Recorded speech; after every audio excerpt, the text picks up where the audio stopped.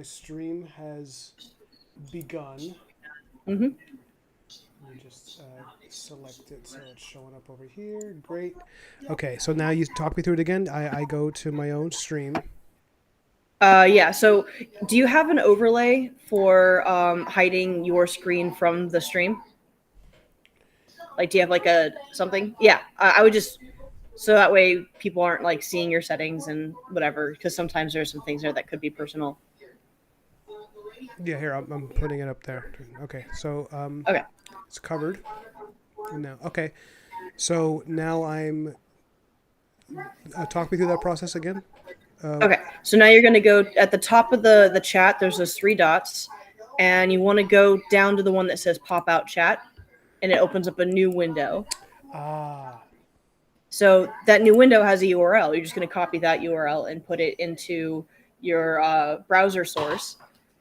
You can do that by like if the source is already made, just right click it and go to properties, and you can just pop it in there. And that's what I do every single time I stream on YouTube because I have to refresh the chat every time. But this way, that window stays exactly where I put it every time too. no, sure. But how do I copy the URL for this chat window? You highlight it and you right click it and you hit copy. I guess I don't really know how to highlight it or right click it because it's just a window.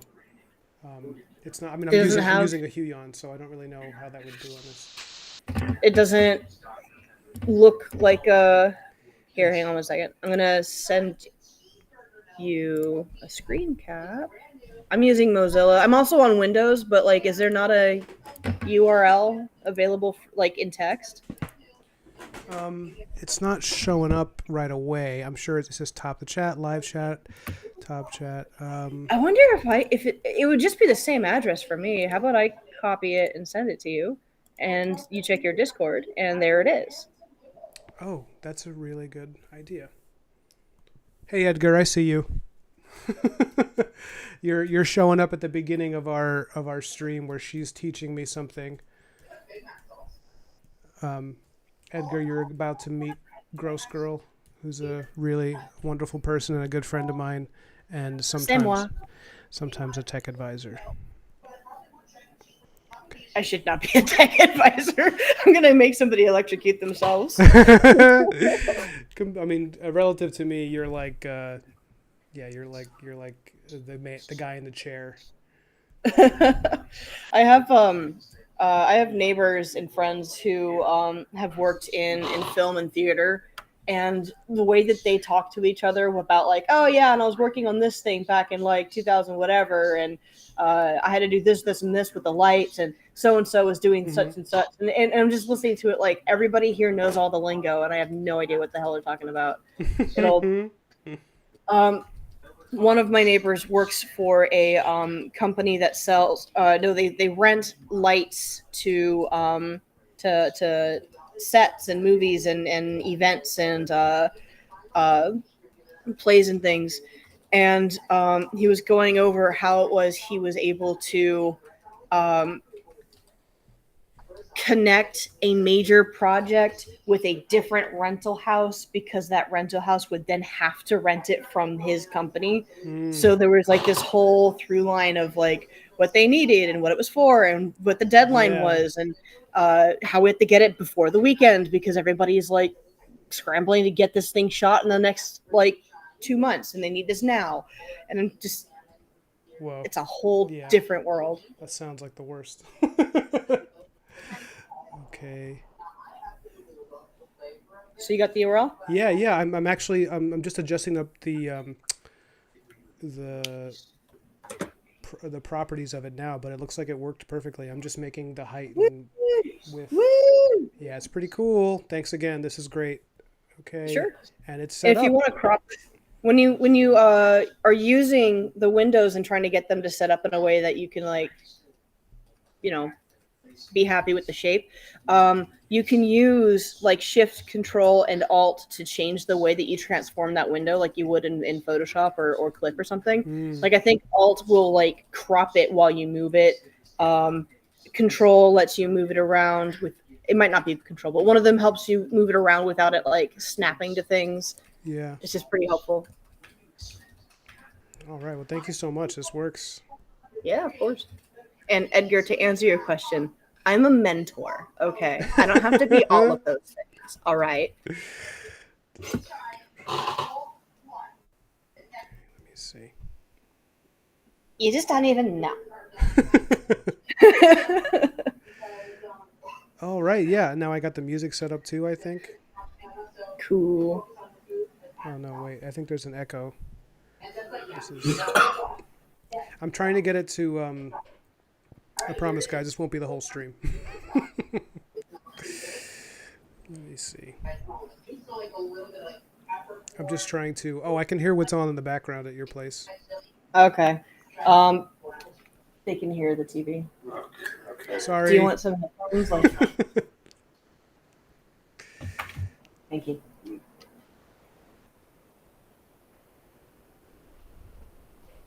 So, how's it going with you? It's going pretty okay. Coming out of a somewhat like I don't want to say it's chaotic because I feel like every time I talk to somebody and they ask how things are going, it's always chaotic, but it's not chaotic. You know what I mean? Like a lot of things happened, but Yeah. it was all very organized. Yeah. But it was a lot of things, and it's outside of my usual things. Yeah. People be My like, dad was just in town. people be like, oh, it's super chaotic, and it's like, well, I had to go to the store, and then I Yep. had to go to the bank, and then I had to go to work the next day. It's crazy out there. Yeah, I know. But it's also sort of like it's outside of my typical chaos. Okay, usually I'm stuck in traffic and trying to go to work, but Mm-hmm. this week I had family visiting, and that is, you know, its own thing. Sure. Yeah.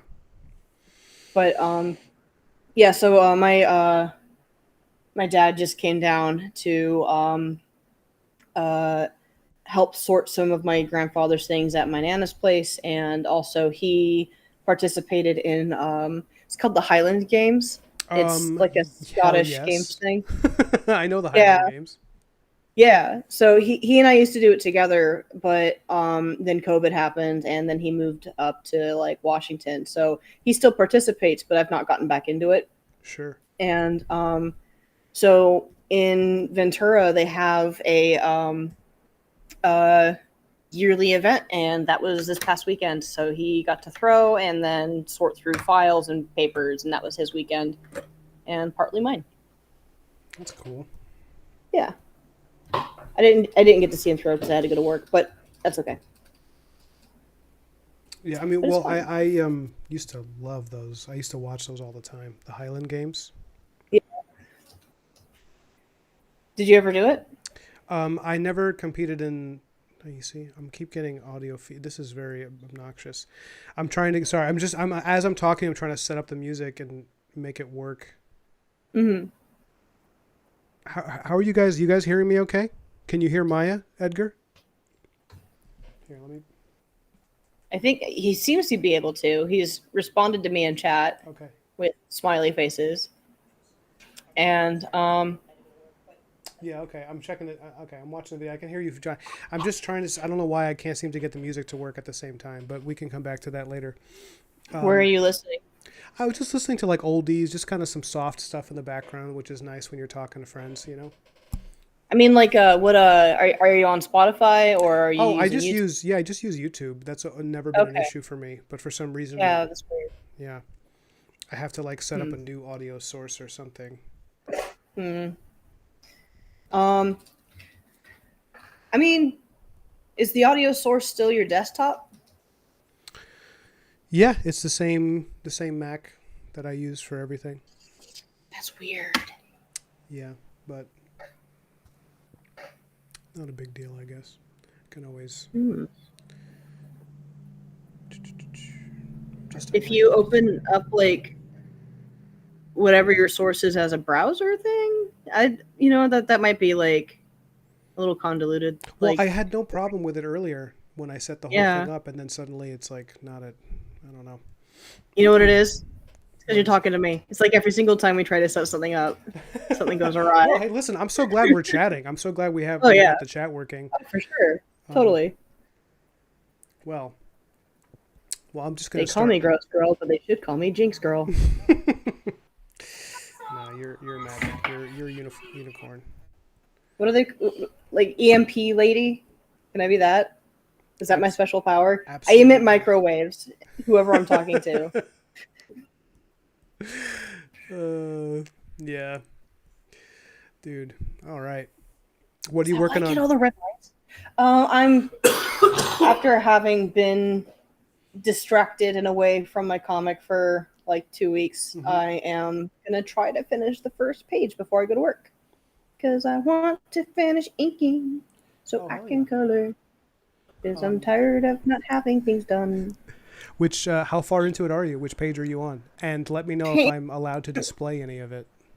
You are totally welcome to. I'm on page 1. I'm really not. No, but I really? want to be further. Yeah, really. I started inking and I got really far and I was like, this is great progress. And then I had to set it aside because like I need to go to work and make money and do things and I'm tired today and and then for like 2 weeks we had our like mattress out in the living room because there were termites in our bedroom and they were getting onto our bed and that was awesome. Oh, So good. that is really cool. So super good. And that was it impeded on my workspace and so I wasn't working on it. Really? The termites in your bed got in the way of your life? I find that really hard to believe, honestly. I know. Who'd have thunk it? And you know, it ow. Sorry, I just rammed my knee into my desk. That's cool. And I'm the only one. Okay, it's not true. Obviously, it affected my partner, but like it took how many days until you saw any of them? And I was like in our bed, hanging out at like midnight on my phone. Like I'm gonna go to bed at a reasonable hour. It's midnight. This is fine. And I look over and there's bugs on my face. Oh, man. Awful. You had termites seriously, like, on your face? Or like directly nearby. Yeah, my I mean, face. that's close enough, honestly. That Yeah, is. yeah. So it sounds like you handled it pretty well. If that had happened in our home. Okay. And so, because I'm realizing you're like a normal person in some ways. Sure. I had to add a Occasionally. caveat. But so we're dealing, because we're out here in the country, so we don't get like big rats like we did when we were living in New York City, but we do get like cute little mice that every winter they try to get in the house. So we have to have like ways of dealing with that. And hilariously, my fiance, my lovely fiance, makes us this beautiful dinner. This like tomato mozzarella salad with like, we grilled some chicken and everything. We're sitting there eating. We're having a lovely, pleasant dinner. And as she's talking, I look over at the pan that she has on the stove where she made those vegetables, and I see a little mouse walking all over the food. Oh, And good. we've had a mouse problem for a little while because every winter they try to get in the house. So it almost doesn't even matter how clean your house is. It's more like if there's a crack in your walls, they'll figure out a way in, Yeah. And my Lord. And they are smart. They're really intelligent to the point where they're very hard to get rid of. I see it. I let out like a kind of frustrated grunt as I get up. My fiance sees it and just screams like bloody murder. But it was, oh no, in retrospect, really funny because she was still like, she had food in her mouth and she was still like holding her fork. So when she screamed, she like wagged the fork in the air, and like, when somebody really screams and like the veins in their neck are just like, like, and I'm just like, I immediately, when she stopped screaming, I was like, you need to text the neighbors downstairs and let them know that I didn't murder you, because they're going to think that I murdered you. That's amazing. Because that's what murder sounds like, is the noise you just made. And she had to and then she texts the neighbors downstairs. And this is like an old country house. This is not some like big, with thick walls. She texts the neighbors and she's like, listen, I'm okay. Ryan didn't kill me or anything. And they're like, what are you talking about? We didn't hear anything. I was like, oh, good. But I was like, how is that possible? Now I'm concerned about what's going to happen if one of us is being murdered and they don't hear anything. Good house. I guess so. Or there's just really inattentive neighbors. Or that, yeah. I mean, like, how old is the building though? It looks like maybe 100 years, 100 something, maybe. So you got like real wood and not that like, you know, compound I plywood, yeah. whatever. I actually, I can't say for certain. Maybe this house is only 50 years old. I forget. But I think my point still stands. yeah. Yeah, you're right, because things do just get cheaper over time, don't they? Yep. Oh, Yeah, this sorry, go on. I was just gonna say, like, I think this apartment that we're in, like, this whole complex was built in like the '60s. Like, you go out front and you can still see some of the design choices of like, ah, yes, this is antiquated now. Um, This is and antiquated now. I yeah, can see yeah, that. like it. I'll have to like shoot you some photos later, just because like it's looks graphically designed like it was from the '60s. A couple of the other buildings on my street do too, which is pretty interesting. But man, these walls are thin. Oh yeah, sure. I would imagine, right? I mean, it's like in the cities they've cut costs so much about that stuff. Mm. I remember my first apartment in Brooklyn. I was leaning against the wall to put my shoes on, and then when you like push off the wall to get back into an upright position, because I was leaning Yeah, over my bed, which was on the floor, just to give everyone yeah. some visuals. When I did that, my hand went full on through the wall. Like how, like Dude, yeah, I've done that you too. have to. Yeah, yeah. Our Yeah. first apartment, I was like, I pushed with my foot against the wall to push my computer chair back, and my heel went through. So that was cool. Listen to Uh, us, all you people who've never lived in New York or LA. We know exactly how much pressure it takes to put your hand through a cheap piece of shit wall. if you ever thought about living in New York or LA, don't. But you like LA, right? For the most part, right? Oh yeah, yeah. No, I love it out here. The best part about LA is how close everything around it is to LA, so I don't have to live in LA, even though I do live in LA. It's just too big. It's too big. Like, so what I mean by that too is like, so Los Angeles County is Los Angeles City. Hmm. So if you live in Hollywood, you live in Los Angeles. Sure. But it's not the same as living in Los Angeles. If you go to downtown, it's it's a big city. It's like tall skyscrapers. It's kind of slummy right off the highway, and like you go across in one area, and it's like high end coffees and Hmm. little dogs and purses, and you go across the street the other way, and it's like tents and tarps and uh, beat up bicycles and whatever. But you Yeah. go 20 miles in either direction, and it's cleaner, and it's suburban, and it's nice. Yeah. Do you think you guys will live there forever and ever? Do you think you'll leave eventually? Um, Tentative. So eventually, we want to get to a point where we can afford to buy cheap homes in Japan, uh, which is Oh, a bit of a long ways away, just because like finding financial stability in California is like trying to find a dime in a pile of nickels. Like it's in there somewhere, but you yeah, gotta look sure. for it. Um, but it also means that we need to like learn the language and go visit and see if we even want to. And but their housing market is extremely affordable, Really? because yeah, so there's this issue that they call akia, which is over generations of slowing birth rates and a higher push of people moving to big cities for work. There's been more and more homes just left abandoned or unused, or just available, to the point where the government has stepped in and said, hey guys, this house is free if you can fix it, and this one over here is like $100,000, and it'll be like this massive heritage home with like beautiful architecture. It just needs some cleanup and maybe Wow. like plumbing or something. Like they're not all that pristine. Like you go to one of them and you're like, ah, yes, that's free because it's bad.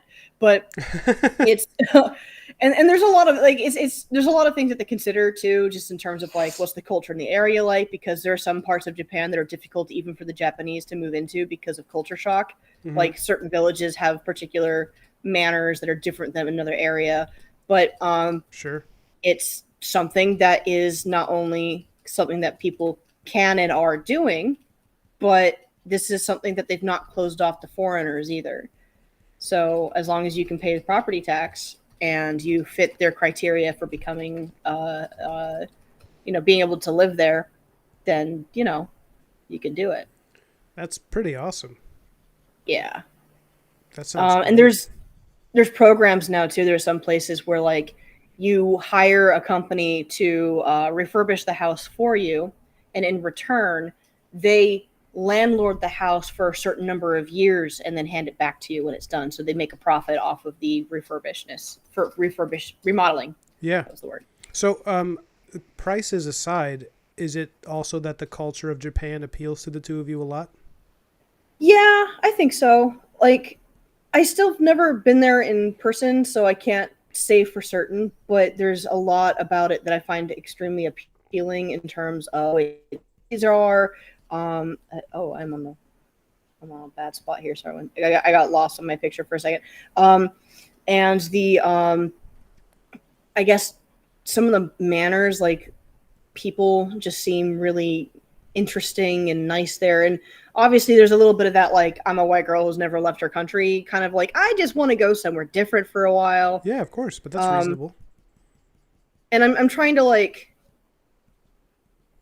be open and honest about my lack of understanding of what the country itself is like because I've never been there. And I'm also not going there for utterly nerdy reasons. Like, I'm not the biggest fan of anime, but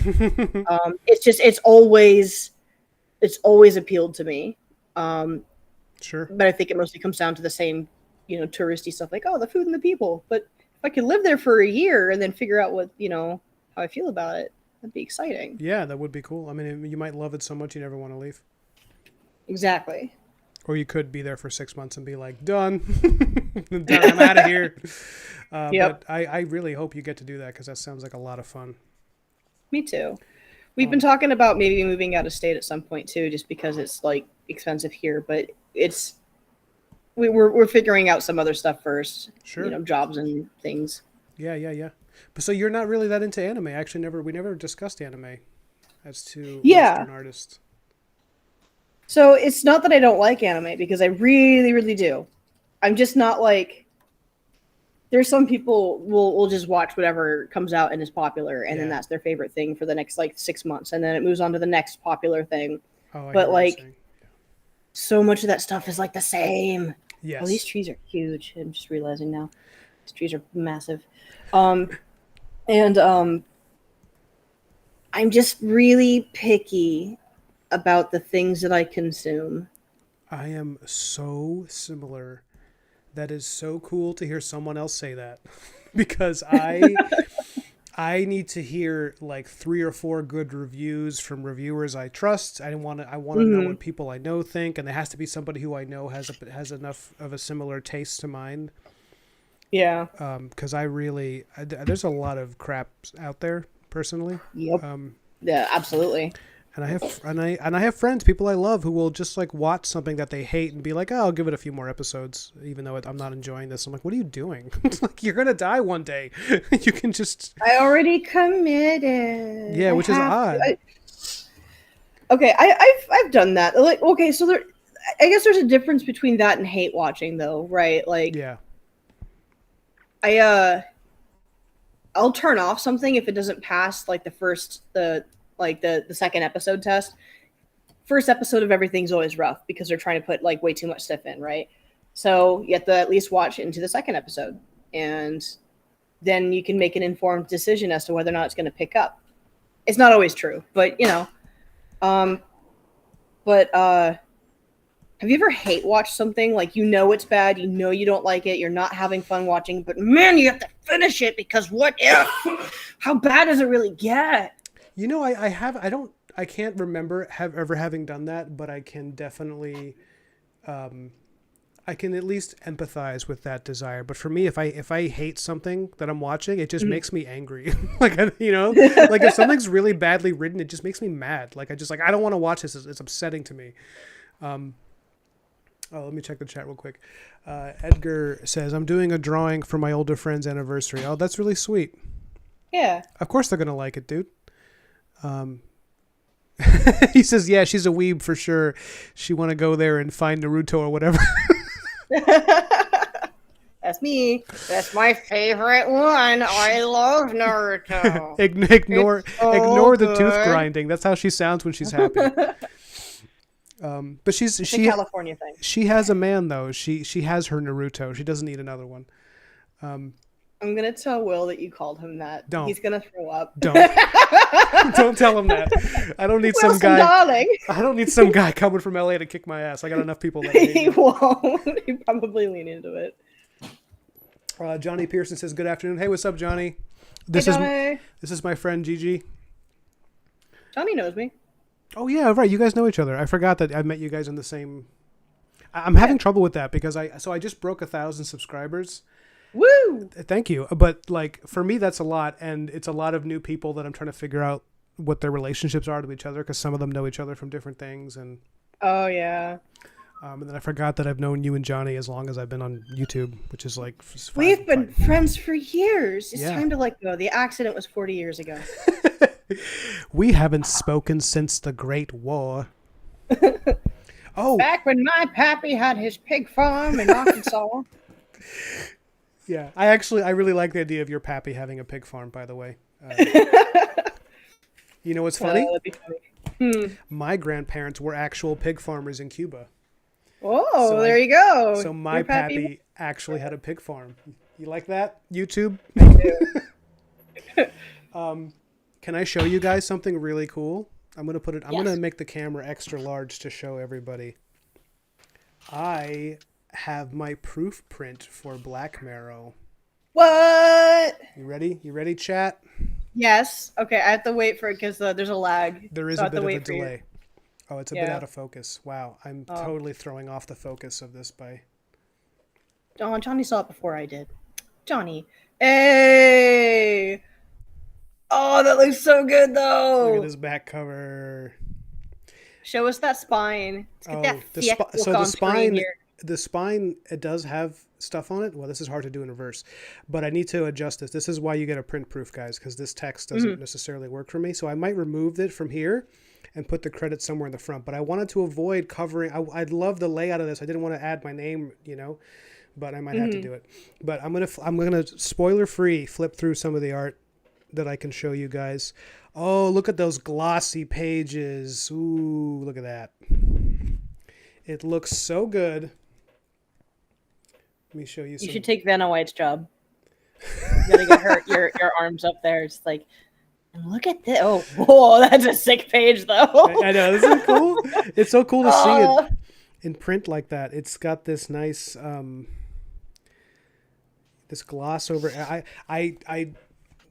Comics Wellspring, guys. I'm gonna just say their name a million times. They're such nice people. Oh, look, guys, and for some of you who are interested, in the back I have the black and white pen and ink versions of each page. Well, not each page, but for like 5 or 6 pages that I really like. So anyone who's into process and stuff can see that. Comics Wellspring, huh? Yeah, they're really great. They were so yeah. Anyways, sorry, real quick. The Kickstarter for this is going to be launching this month. It should be late November. And it's going to be in the pre-launch phase in just a few days as soon as I get the new video trailer edited and all that stuff. But thanks for those of you who've been waiting for a copy. Thanks for hanging in there. We're almost there. Hey, awesome. But I've been sitting with this book like next to my bed for the past 3 nights. I can't stop looking at it. It just looks so pretty with the way it's glossed over. And hey, what's up, Philippe? Yo, Philippe. Is it Philippe or Felipe? It varies from culture to culture.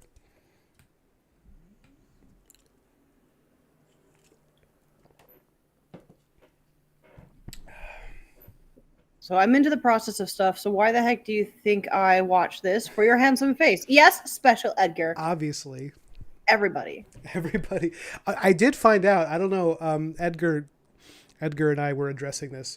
I did find out that on my analytics that 40% of my audience is female.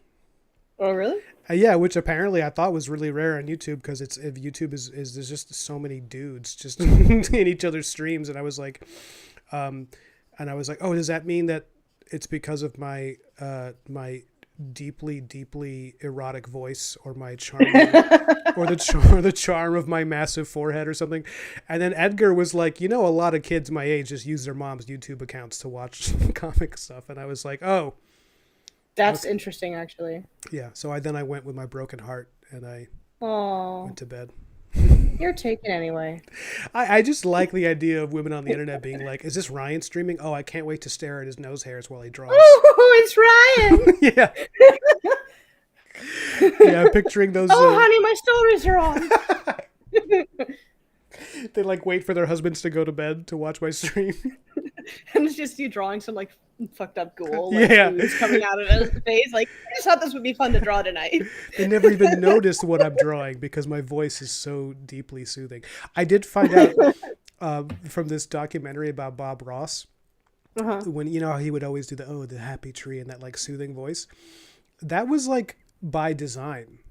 Like he apparently he knew that was something that people found appealing, so he would like purposefully not, he would do the whispering because there was all these myths about it where it was like, oh, it's because he was a he was a drill Marine. sergeant. Yeah, and then he never Yeah. wanted to scream it. And the people were like, that's not true. It's because he knew it was sexy.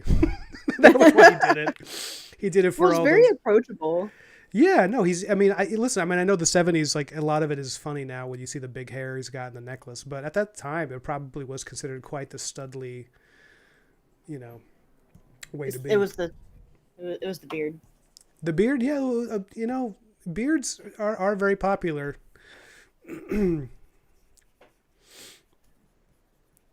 What is Have you ever done one of his lessons? Bob Ross? Yeah. No, I haven't.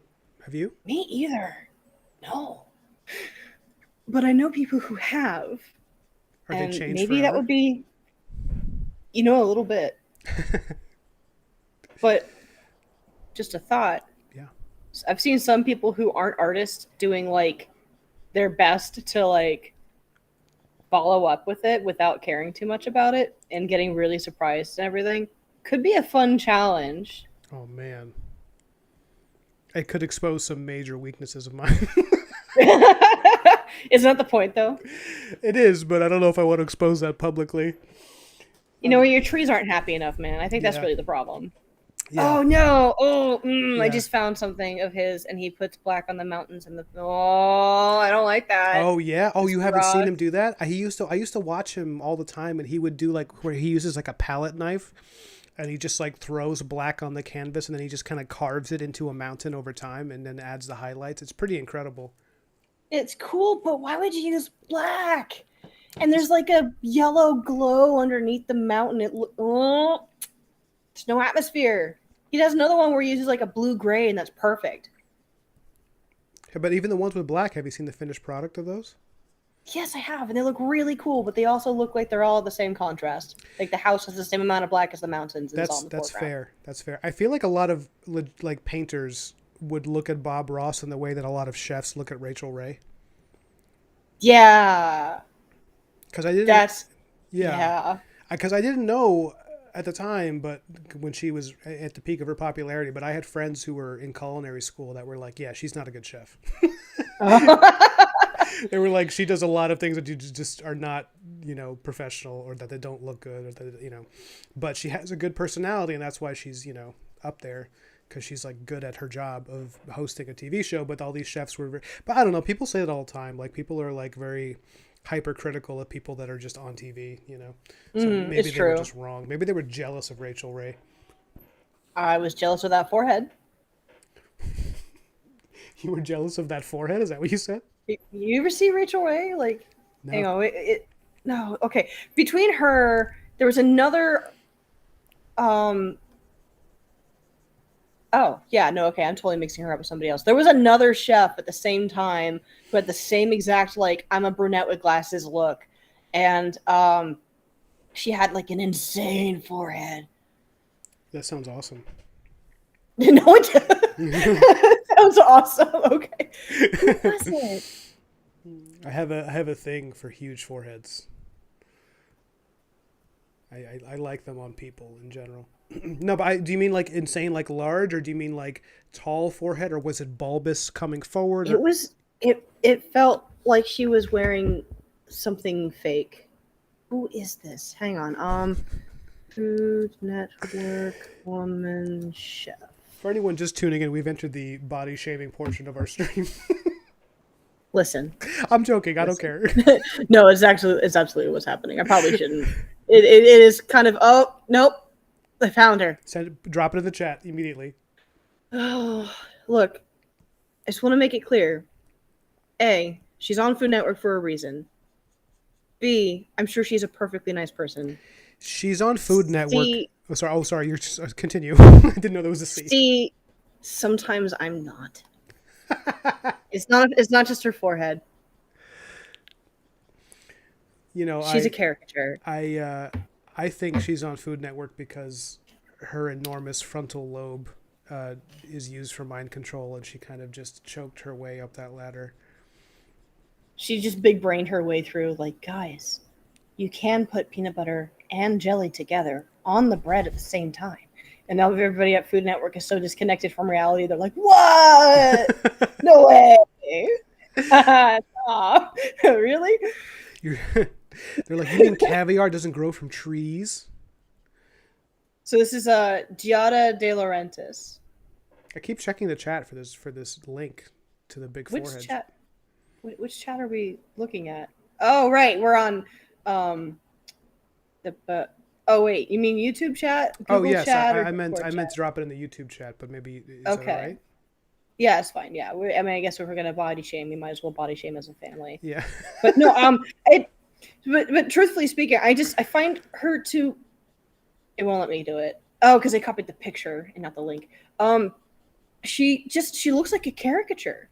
Like, she looks like somebody who would be fun to draw, and I now have to find where that picture went because I lost it. You're getting me so excited to see this picture. Oh no, we're hyping it up. No, I can't wait. Oh, okay, all right. Listen, give me that pic. I want to see it. It's Halloween season. Edgar says, us Jehovah's Witnesses got the announcements that we can wear beards. The literal meeting right after half the brothers all had beards. Oh, I'm so glad you guys are able to let that one slide finally. Oh man. Have you met Edgar before? By the way, Gigi, you have, right? In chat, yeah. What I know about Edgar is that he's 12 years old, going on 13. He's very tall for his age. Mm-hmm. And he's a Jehovah's Witness. I heard he's talented. He's talented and eager. I said once, he's a talented and eager young man. And he's just been quoting it back to me for like a month. Edgar, how are you today, brother? He's always in a good mood. He's always super chipper, so it's almost no point asking. Johnny, are you at work right now? What are you doing, man?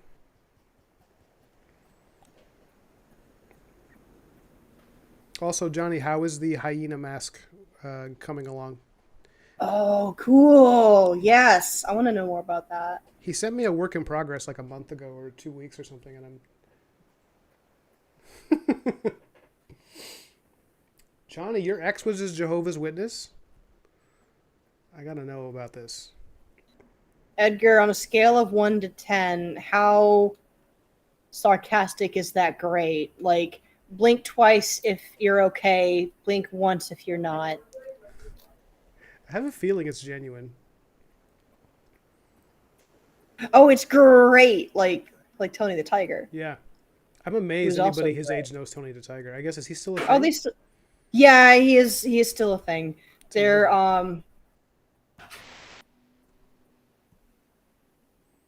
I feel like they keep redesigning him. Like he still has that same like kind of 90s design, but they keep sleeking him up a little bit. There was a controversy a couple years ago too when some furries decided to like grab a hold of that and furries have fun. I forget why, like if there was like an Olympics thing or what.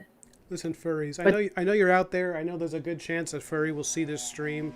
I don't begrudge you guys, but you do kind of ruin everything. There was oh, you know what it was is that they had a some kind of Twitter thing, and you can't you can't advertise on Twitter interactively. You just can't do that. It always goes bad. Sometimes it goes bad in the best way because it's hilarious. I didn't know until recently that Twitter automatically shadow bans anything with a link in the tweet. Oh, really? Yeah, because my tweets were getting no traction, and I was like, "What is happening?" And then someone told me, and then the minute I stopped doing that, it's like I immediately saw my followers going up. Like, it's I don't know why, but yeah, I think they just assume it's like a scam if you link, into the tweet, so they just don't want you to do it. Huh. But now I know that.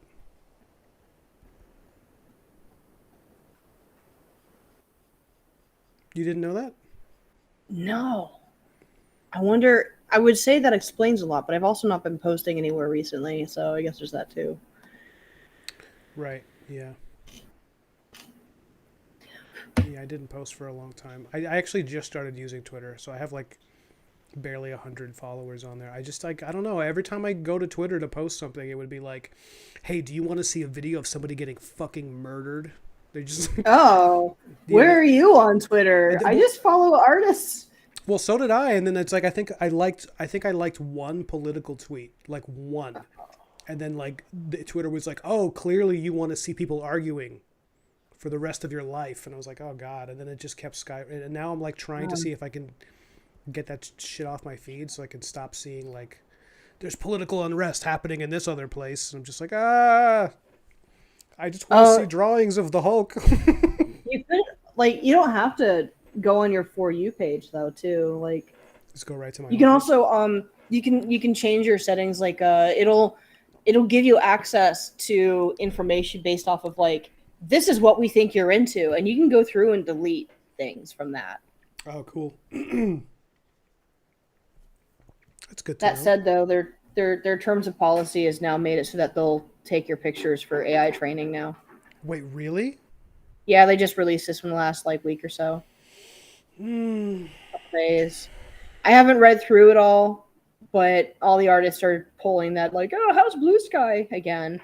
Did Artful ever finish figuring out its stuff? Like, can we how's Canvas? What's it called? Kara? Whatever, that other one. Kara. Yes, I know Kara. Yeah.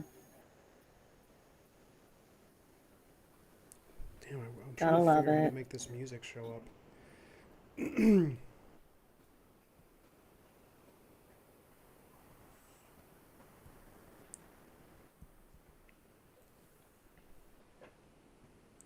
If only you guys could hear these swinging oldies I'm doing here. Aw, dang. Is that public domain radio? You know it is. Aw, yeah. I just really want it. Throw in some Otis Redding. Yeah, that'd be great. Actually, is he even public domain? He's probably too recent. Well, no, yeah, he died. Isn't it supposed to be like 60 years after somebody dies or something? Who knows? Sometimes it's like just based off the year or two. And since he was producing music in the 30s and 40s, sorry, no, in the 50s, 40s and 50s. I can count. I'm just gonna let you finish. 40s, 50s, and 60s. I'm not even gonna help because I don't even know what's happening. So I'm just gonna the 40s, 50s, Listen. and 60s. Got you. Yeah, because sorry, I kept like staring at his birth year. I have his info up at the same time as trying to pull a number out of my face, and my brain was like, "No, you're looking at a number. Say that number. Say the number you're looking at." That's 1941. Say that. That's really hard. But that's really hard not to yeah. do. But anyway, I think technically he is not in the public domain yet, especially if it's like, what, 60 or 70 years after his death. He died in 1967. Sure. I closed the tab. I forget what the number was. Which is a shame. I mean, like, that I can't have his music, not that he died. I just wish, like, some of Robert E. Howard's... I wish some of Robert E. Howard's stuff would go to public domain so I could do my own, like, Solomon Kane or Conan comics. Yeah! I was actually just wondering about that. Yeah, but I guess... I think the rights are owned by somebody right now. He's been dead for like what, like 100 years. He's been dead for a Yeah. long time. 2028. Really, in 2028 it goes full public domain. According to this Reddit post, Conan apparently his public domain in 2028. But what does this mean? Somebody's. Oh, okay. Only certain stories. So it's going to be like Conan the Barbarian, but only in this story. What about the other one, Solomon Kane? When does that's the one? It's actually my favorite of his inventions. I'm sorry, you don't have to look that up now, but if it's there, tell me. I want to look now. No, I'm curious. Listen, it's relevant, okay? And I'm getting tired of drawing rocks. Oh man, that sounds rough. First appearance 1928. So that would be coming up soon. Ow. What? Okay. Is he though? Is he in already?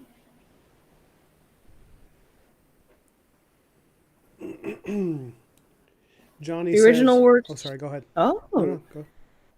I think you might be okay. Wait, really? Maybe? Unlike many of his contemporaries, the IP rights for Howard's work was consistently maintained and updated through the years and are not currently okay. The current owner of Howard's IP, including Solomon Kane, is Funcom, and you would need to contact them and have your wallet ready. Dang. Yeah. Funcom. But it's possible the first Solomon Kane story might be in the public domain now.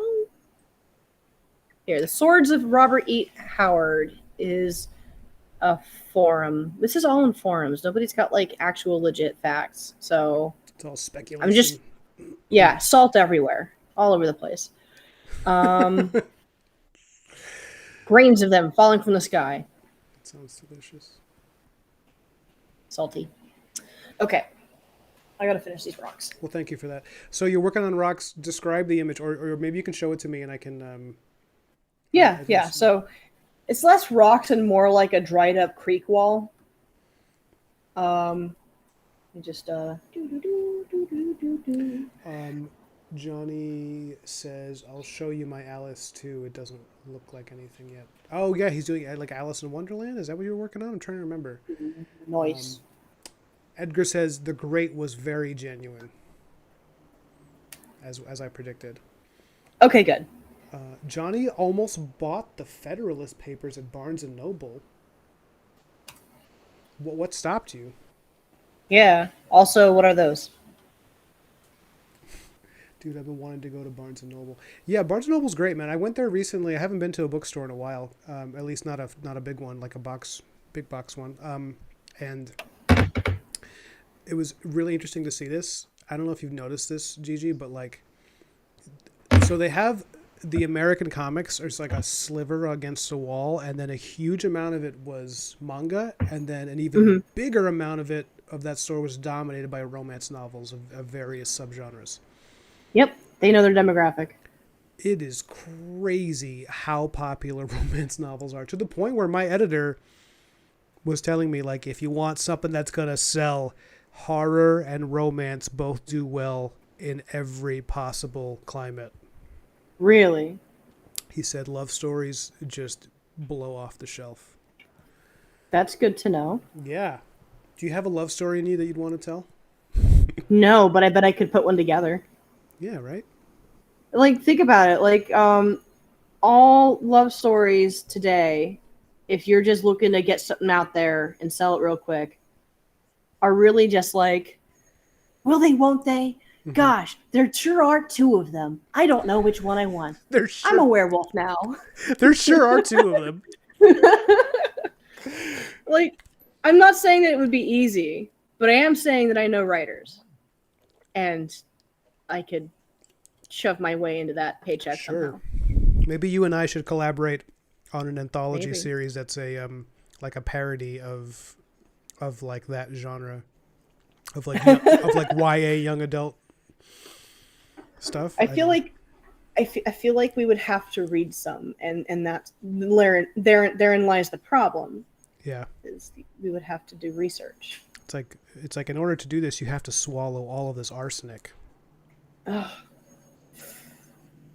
I think some of the ones that get really popular though still have a little bit of like a ridiculous twist to them. Like there's one I've been seeing floating around that is not a YA novel, but it is like a romance and it's spicy and it includes a lot of really bizarre things like I guess one of the characters has like I don't know if they're like a dragon person or a werewolf, but they're like something different.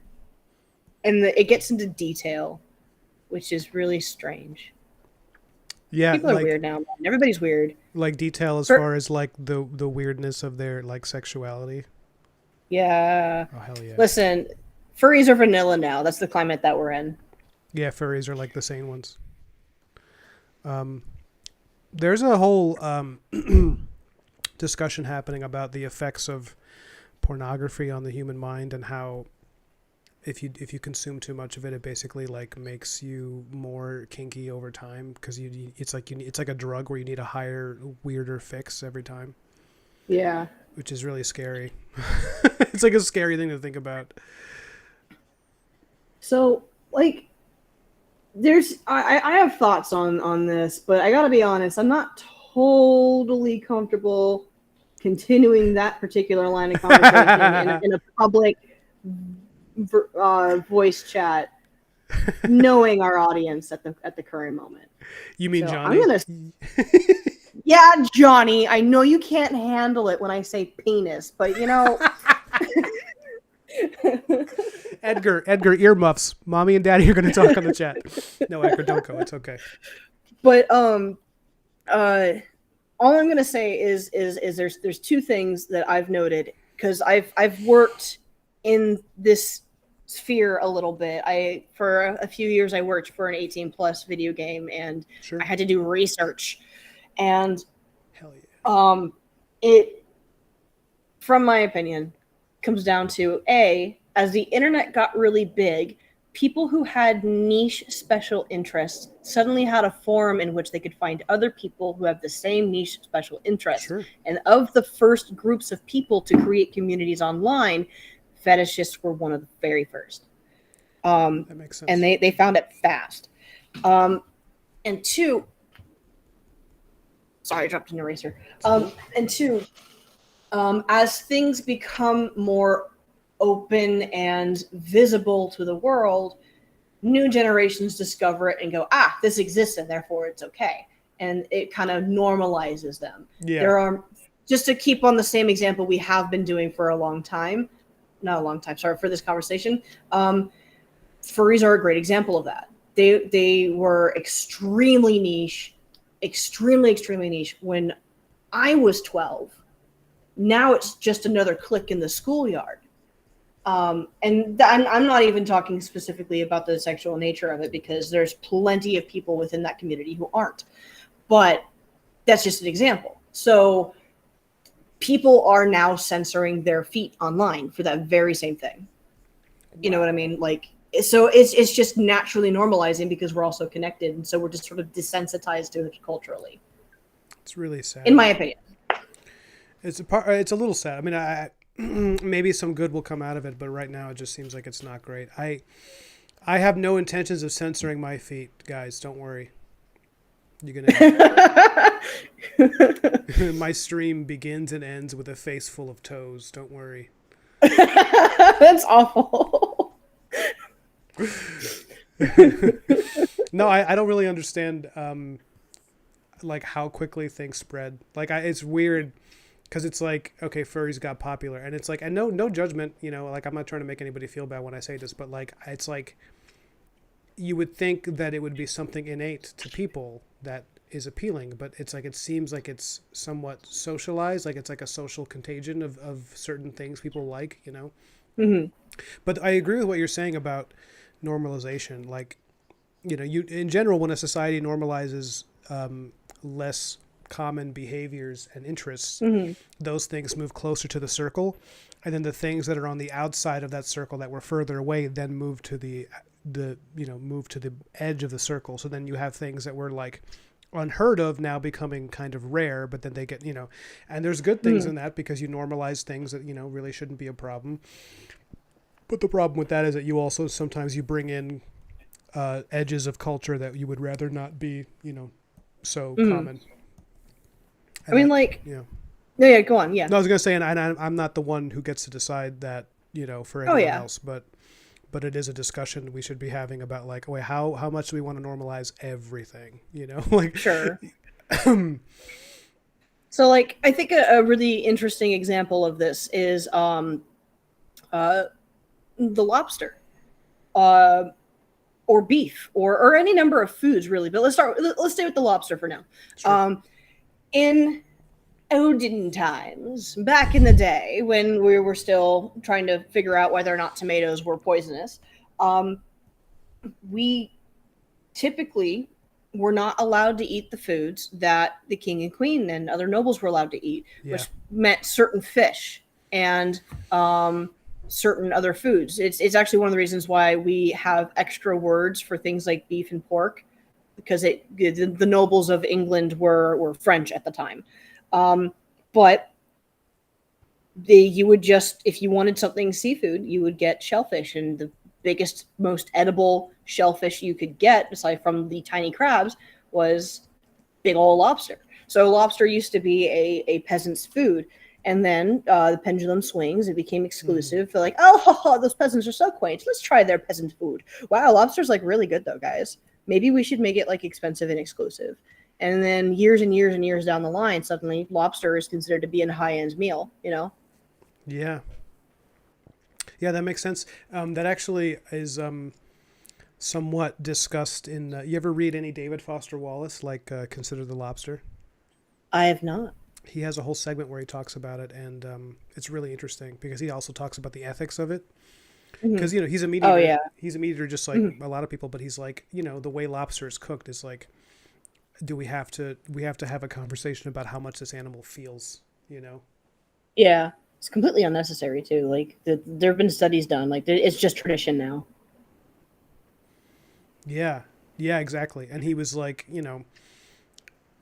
trying to separate it from a broader conversation about how much meat we consume. Because he's like, even granted that meat is like, protein is like this thing that people just, most people like need to eat it and they like it. And it's a part of the human diet. And like, he's like, but then he's like, but should my preference for this particular type of protein come before the conversation about the suffering of the creature, even if that creature doesn't have like pure sentience, It just has his whole thing where he talks about like in the kitchens when they're cooking lobster and like that high pitched squealing sound that it makes.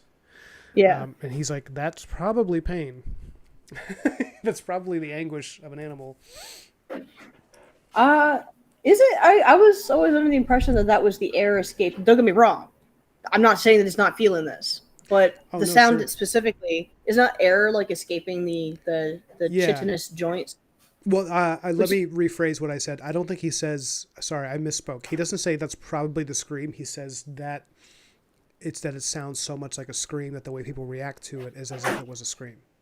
So like, he talks about one chef that needs to like leave the kitchen when that part happens because the sound bothers him so much because it sounds like the animal is screeching in agony. I mean, to be fair, it probably should bother him. Yeah, you shouldn't be normalizing. Like, well, that's okay. Normalization. Yeah, exactly. Yeah, I know. I understand that if that animal is like dead, that sound's still going to happen because it's gas, right? But at least and I think that might possibly make it better, maybe, possibly a little bit. Yeah. No, I mean, I'm not a moralist about it because I eat a lot of meat and You're just over there downing lobsters, like picking them up. Like I'm wearing a lobster bib as I'm talking to you. I've been hearing you cracking them open this whole time, man. Like I just thought it was a little weird. Ryan, the audio is a mess right now. No, thought yeah, we talked I about eat a lippy lot of snack noises. I eat a lot of animal protein. It's like my fiance laughs about how like I don't consider it a complete meal unless there's some kind of meat or dairy in some way. Like I just need it all the time. Um, Oh, I know what you mean, though. yeah, it's awesome. It's great. It's a great way to live. I feel fantastic. Yeah. I mean, man, dude, that thick ass piece of bacon I showed you earlier Oh was my so god. satisfying. Guys, I had a slice of bacon. I got a bag of bacon ends and pieces, which is like when they're cutting it, they just sort of have scraps they can't cut any further, so they just stuff it in a bag and sell it to you for less than $10. And it's a mystery bag. Is it all fat? Is there a fun piece in there? Who knows? But I picked one out that I swear was like 4 millimeters thick. It was like a tiny steak. It was Yeah. amazing. She sent me a pic of it and it was like someone sending me like a dick pic. It was like, yeah, look at how It was not. it was just like it was like, man, that is a thick piece of bacon. And I was just like, It was this is beautiful. It was the best piece of bacon I ever beautiful. had in my life. Yeah, it looked really good. And I've had brown sugar bacon, man. This beats it because there's something to chew on. It was great. I've never felt more like a carnivore, Oh hell yeah. except for when I go to Korean barbecue. Oh my god, dude. Yeah, see, we don't have a. That's one downside of the country. I'm having a hard time finding things like that, like Korean or Vietnamese places. You got to like drive to some of the nearby cities. It's not too bad, but you know, Yeah. it's like I do miss that one aspect of living in the city. You know, in Brooklyn, where you're like, oh, I'm in the mood for like a Vietnamese sandwich. I'm gonna walk 15 minutes and get some banh mi. Yeah. Oh, damn. I could go for some. Who couldn't? Banh mi is a blessing on this earth. It's incredible. It never fails. Like it's always Yeah. so good. I Mhm. If you guys haven't had banh mi Vietnamese sandwiches, I recommend that you stop whatever you're doing in your life and go. And if it costs you everything, it doesn't matter. Still do it. Yeah. There's a couple of stores like I was one of the reasons why I love living where I live is because there's a lot of like Asian grocery stores nearby that I can get a variety of items I couldn't get if I just went to like Ralph's or John's or Vaughn's or Pavilions or Kroger or whatever you guys everybody calls it something different. Everybody says something different. But like I can pop in. I can get some gochujang. I can get some good kimchi. I can get myself those little pickled radishes, and I can get the meats that goes into the bun to make the banh mi. I can do it. Are you? Best. I get the impression you're a pretty good cook, right? I am an okay cook, and so far people don't complain as often, which is good. That's you gotta check their Facebook DMs to find the complaints. It's where people put it. Yeah. Where are they? Where are they? Not enough salt. Too spicy. I thought you were doing it like the Christian Bale Batman voice. I was. Okay.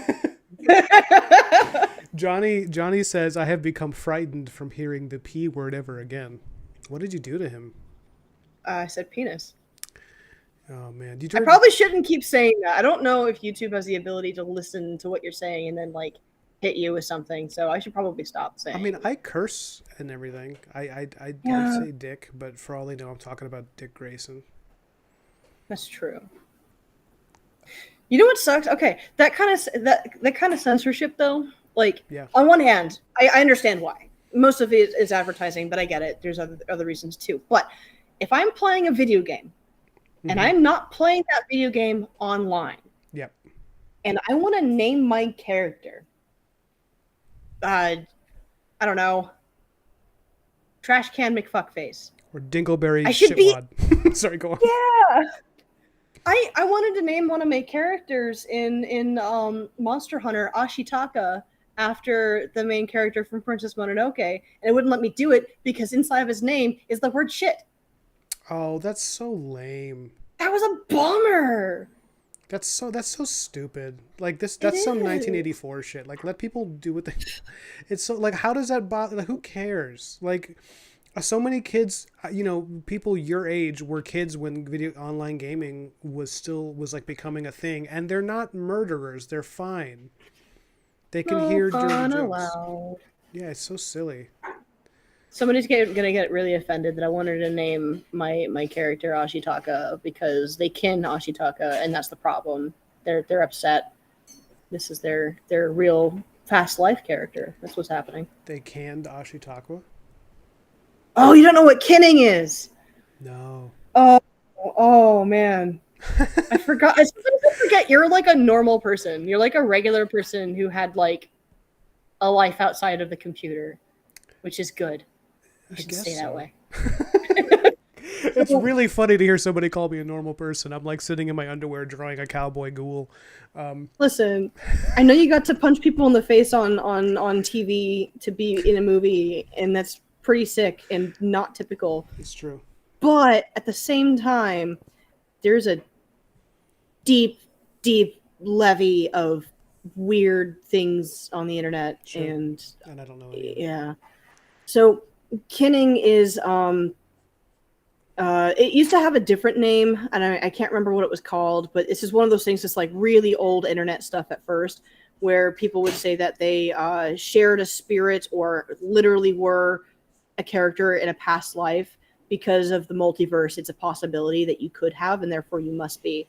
And so if you have a kin character, like let's just say you're just really close to Kermit the Frog, you're like, well, that was me in a past life. I kin him. And then they would just role play as the character, but with their own OC twists. People get like really defensive about it.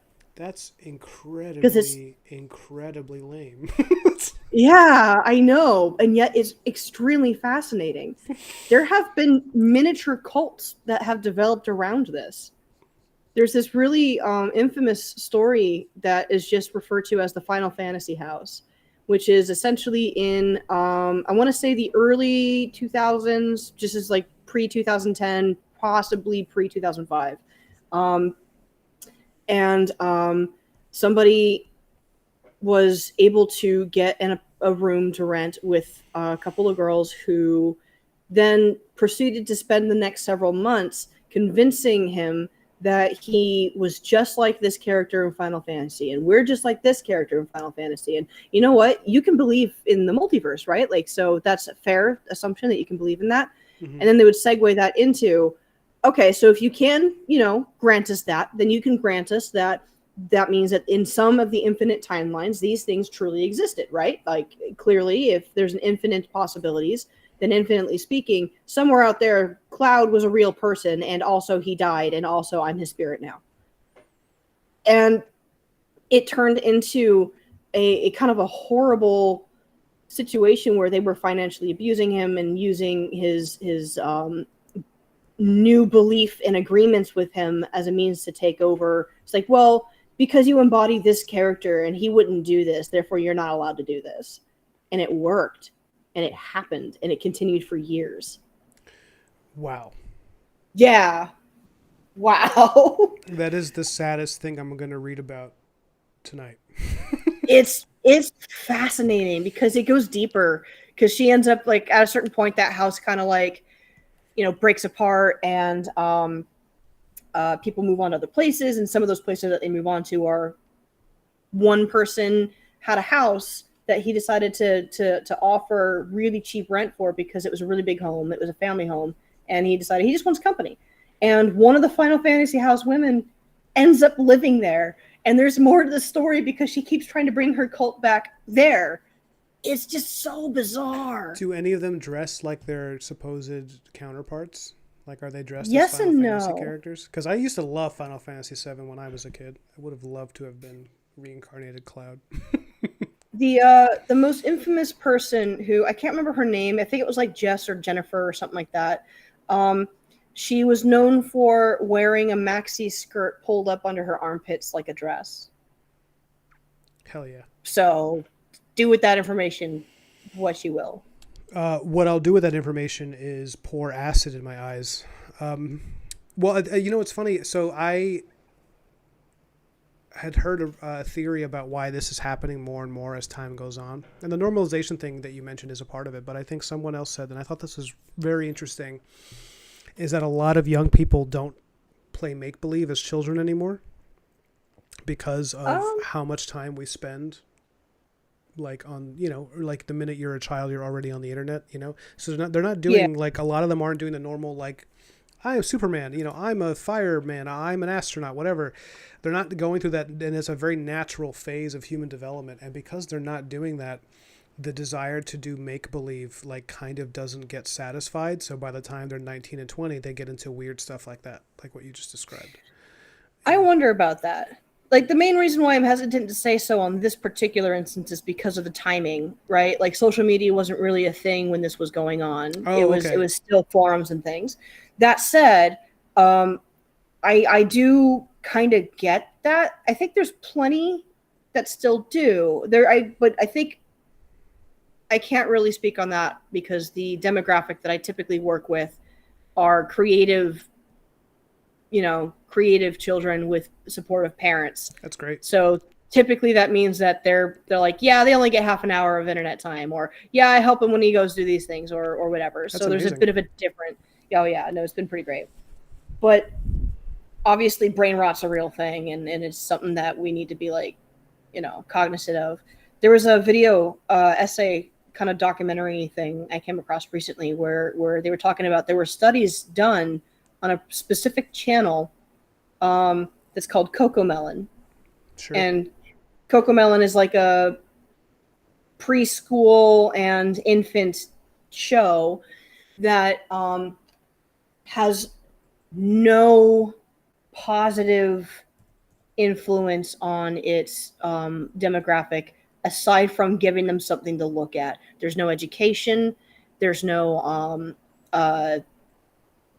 like learning or attempt at learning or there's no talking really, like there's singing, but it's all things like baby doesn't want to go to sleep, mommy says yes, baby says no no no. So what they're teaching them is it's you have to say no no no first, and this is something that people are reporting, like my child didn't used to fight me on going to bed, but now he says no no no every time I tell him he should do something. It is not the same as like them just disagreeing, because sometimes kids are just not in the mood for things, and babies also are occasionally not in the mood for things. No, yeah. This is in that cadence, no, no, no, in the show. They're not learning things. They're not developing. They're behind with their verbal development. But the addiction that these babies are getting from the show is on par with nicotine. Whoa. Yeah. And apparently the way that their focus group within the show was functioning. Again, this is all like salt, salt, salt. I don't remember what the documentary was. If I can find it, I'll send it to you because it's really fascinating. Allegedly, their focus group for the show was they would have on Coco Melon and another show, and if that other show took focus away from Coco Melon, they would look into what they can do to fix that. That's So like they would have a real scary. baby in front. Yeah, it's evil, but they're That's allowed to do it. Yeah, that's just got to be laws protecting people from. This is why I could never be like I could never be someone who's fully and entirely about small government, because that's a situation where I would love for the government to step in and prevent people from from getting like I Yeah, you know like I you know I'm sympathetic to a lot of different views, but when I hear stuff like that, I'm like, okay, that should not be legal. yeah. Like someone There needs to there regulate should be this. something. Hold on, everybody, while I consult my script to see what I'm supposed to draw next. Because Scripts. yes, my manuscript You mean it's written in not quill. in quill? Yeah, you got add an extra H there. Quill. Yeah, when I say it, I want you to imagine that my greasy wig, my what my dandy's wig that they wear. Oh yeah, your lice wig. That's what they were. They were lice wigs. So people wouldn't see that you had lice. So aside from a fashion statement, because they absolutely 100% were, but there were a few things that every single noble had that also probably every single peasant had at the same time, which was lice and fleas. Occasionally, rats would live in those wigs if they were big enough. It's fucking awesome. And poor hygiene, so they would also douse it with like perfume and stuff. Um, That's amazing. yeah, it's just fascinating. But apparently, because the lice would be living in the wig, when they took it off, it wasn't so bad. Oh, because it never got to their actual hair. Yeah, or less of them did, or something. Um, though I can't speak on like what that means either, because like, what did you have to replace the wig every so often? Do you have to wash it? Do you wash it? Do you barely wash yourself? But okay. No, you take it to the like wig specialist who Hmm. shakes out all the lice and then he returns it to you for a small fee. Do you know much about Versailles? Um, I know some of the events about what happened, and I am interested in that point in history. I did watch a documentary about the French Revolution, Hmm. which I thought was pretty which obviously involves Versailles, Yeah, but no, most of what I know about it has to do with its excuse me, demise. the art and the art direction and the architecture and all that stuff because I'm really into It that. is amazing. It's really beautiful. It's amazing what you can do when you just ignore human suffering and injustice. Oh yeah. You know, just like, oh, people You are can build starving. Well, whole I don't countries. care. I want this chair made of pure gold. I don't know. So Versailles was not a castle. Right. It was not built to be lived in 100% through the year. Mm-hmm. It was a travel lodge. I think it was specifically a hunting lodge. Like the king would go there when it was time to hunt, and then would go back home when it was time to not hunt. So when I don't remember which king it was. Was that Louis or Henry?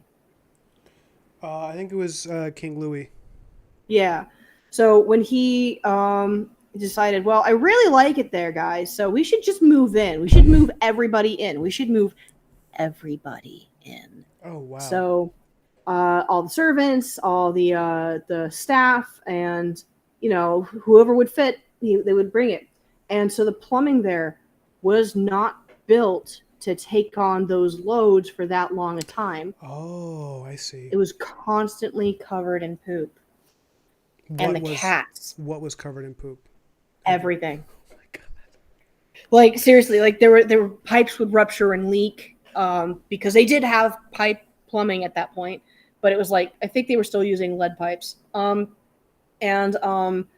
there, the culture of the time too was like you don't have to always make it to the lavatory. You could just drop your drawers right now, Yeah. right there.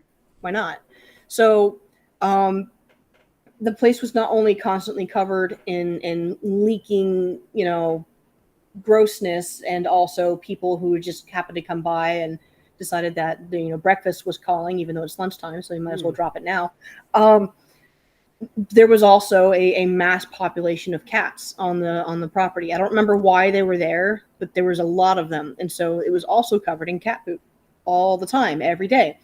And the sanitary habits of France at the time also meant that these people were not necessarily bathing super often either. Sure. So they were just packing on the perfumes and packing on the makeup and everything. So that place stank like super Wow. bad. So the next time you watch Amadeus, just know they probably stink. And yet people were so it's there is something about this that you see, and this is I'm going to put my pen down to talk about this for a second because I really like this thing that you'll see in history is that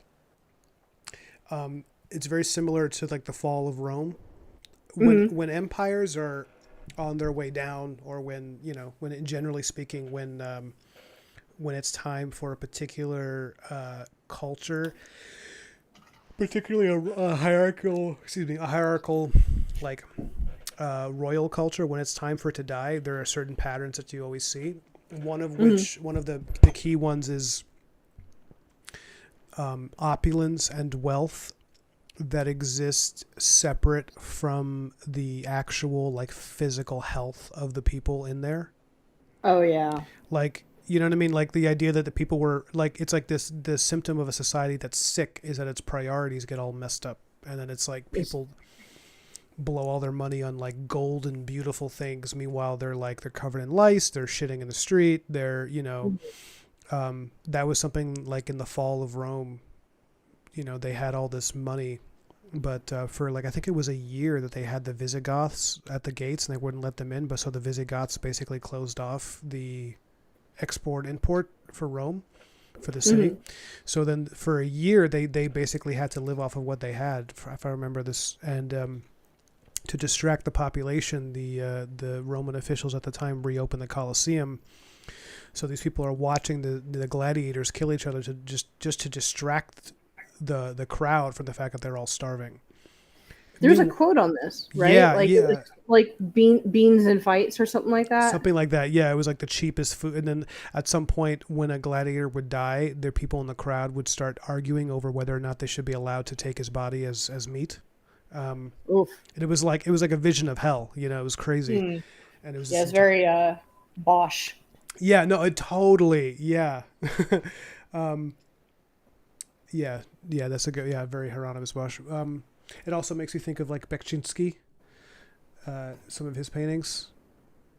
I'm sure he's going to be one of those dudes who I look at his stuff. I'm like, yes. Yeah, I think I posted a video of him in the Discord.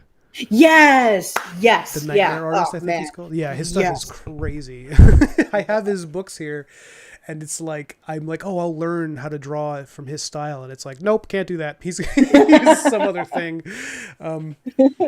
But yeah, I mean, like the fall of Rome was like that, and it's you can see it just like at the end of aristocracy. It's like there's a kind of madness that happens. It's scary. It's interesting, those kinds of patterns and things. Yeah.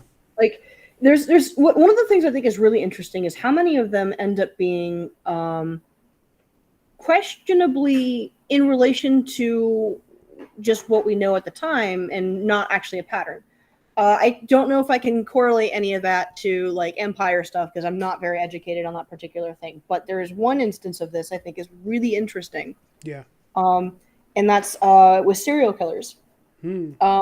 So there's a lot of red flags when it comes to what a developing serial killer looks like, and then there's also a lot of red flags of what a current one looks like. And people always think like, yes, these serial killers are basically always men, and you can know because of X, Y, and Z, and you can tell what kind of work they did because of X, Y, and Z. But one of the big ones that everybody uses in like movies and films and things, because we used to actually believe this, is that if your serial killer is only killing a particular group of ethnic people, then that person probably is also that. So white men only kill white women, kind of a thing, right? Yeah. But that's not true. It turns out that the reason why that happened was just because American culture at the time was just that segregated for the most part. Yeah. They were going for whoever was the most vulnerable, and then who they were sexually attracted to, probably. Yeah. And who is available, like in their vicinity. Yeah. Did you see Mindhunter when that show was on? I loved that show, and I'm really upset that they're never going to bring it back. Me too. Man, those first 2 seasons were so good, and then it just ended, and I was like, I felt very, very frustrated by that. The book's worth your time, though, for sure. Oh, yeah? Oh, yeah. It's not like a story.